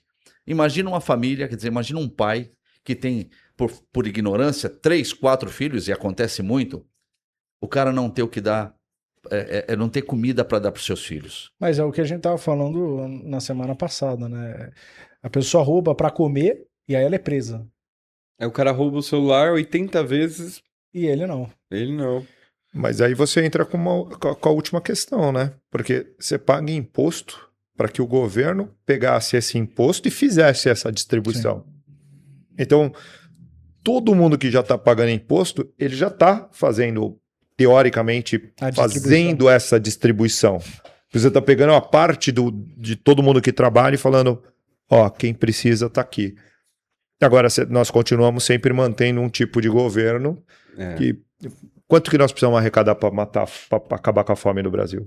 Nós já arrecadamos. Quanto você precisa para arrecadar? Não é. Você tem que fomentar a economia. Se você pensar, o último dado que eu vi era 10 milhões de pessoas passando fome no Brasil. Sim. Quanto você precisa para acabar com isso? Se você pegar 10 milhões, quanto custa no custo, sem nada? Porque o governo poderia comprar comida sem imposto. Quanto que ele precisa? Em um ano ele acabaria com a fome. R$5 por pessoa? R$2 por pessoa? Aliás, tem menos gente, por exemplo. Hoje uma cesta básica não é... ali... uma cesta básica para 10 milhões de pessoas. Vamos lá, quanto custa uma cesta básica? Não, quanto? Mas qual? Não é a cesta básica consumo, a cesta básica... Pega o dado aí, você vai ver. Você multiplica por 10 milhões. O governo arrecada isso com facilidade. Não acaba porque não quer. Uma cesta básica assim, né, com 14 itens, essa seria? Pega aí. R$56. Eu acho que tava 180 e pouco. Aí tem as de 260 e tal e tudo mais. Mas vamos falar sei lá, R$300. R$300 dá R$10 por dia. Daria pra resolver. Vezes 10 milhões. A gente tá falando de 3 bilhões de reais. 3 bilhões de reais. Então podia acabar com a fome, porque o governo arrecada trilhão. Sim. Pra acabar com a fome. Sim. 3 bilhões. Se fosse por... Isso seria o custo mensal, né? Então, mensal. Anual, a gente tá falando de 40 bilhões destinados. Nós estamos falando que o Lula gasta no cartão corporativo 1,4 bilhão. Metade de um mês de fome aí no Brasil. 40 bilhões. Né? Então isso cabe dentro de uma arrecadação de 3 bilhões. Isso que nós jogamos o preço lá em cima. Uma coisa que eu queria dizer é o seguinte. Eu acho que o governo não deveria dar ajuda em dinheiro, em espécie, para ninguém. Esse chamado Bolsa Família, todos esses negócios. O que o governo deveria fazer é dar bolsa em comida mesmo, em alimentos, para que aquele necessitado retire no supermercado popular o básico, arroz, feijão e tal, nada de bebida, nada de coisa, certo? que eu falei do Leandro aos 46 anos, um jovem, né? Aos 46 anos, né, de estrada, frente a você que fez 90 anos, isso? 90. Tem 90 anos o seu Edson. O que você acredita que pode se esperar do Brasil para os próximos anos, com tudo que você viu até hoje? Olha, na minha opinião é o seguinte, durante todos esses últimos governos, eu acho que houveram alguns razoáveis, né? Caso os militares, por exemplo, de 64, eu não tenho nada que criticar. Eu sei que muita gente condena. O Fernando Henrique Cardoso, para mim, foi um governo razoável, para bom, certo? O restante, lamentavelmente, não teve nenhum, certo? O Itamar Franco talvez tenha sido um pouco melhorzinho, né? E o Lula, Deus me livre. Mas é por aí. Eu acho Tem que incentivar pessoas mais honestas a entrarem na política, discutirem a política para a gente conseguir realmente mudar de fato o Brasil? Não, o problema é o seguinte, que normalmente o indivíduo ele entra na política para levar vantagem. Esse é o problema. Mas esse não é o mal do brasileiro? Eu sempre falo isso aqui, né? A galera fala assim como se o pessoal de Brasília não fosse o brasileiro, né? Que quem tá lá, os políticos. Mas a gente esquece que são os nossos primos, amigos, conhecidos, né? Familiares, né? Então, assim, somos nós que estamos lá. Então, se nós queremos um país melhor, nós precisamos melhorar como cidadão. Porque para não entrar lá com os interesses próprios, né? Agora, para melhorar o Brasil, na minha opinião, vai demorar. Porque precisa modificar a mentalidade da população, principalmente educar, certo? Instrução, profissão. Todo brasileiro deveria ter uma profissão, todo, sem exceção. Não é isso que acontece, sabe? O cara, ou seja pedreiro, ou médico, mas ele tem que ter uma profissão. E no Brasil, infelizmente, praticamente é uma minoria que consegue isso. São desestimulados, né? Não sei por quê. Até as escolas técnicas, né?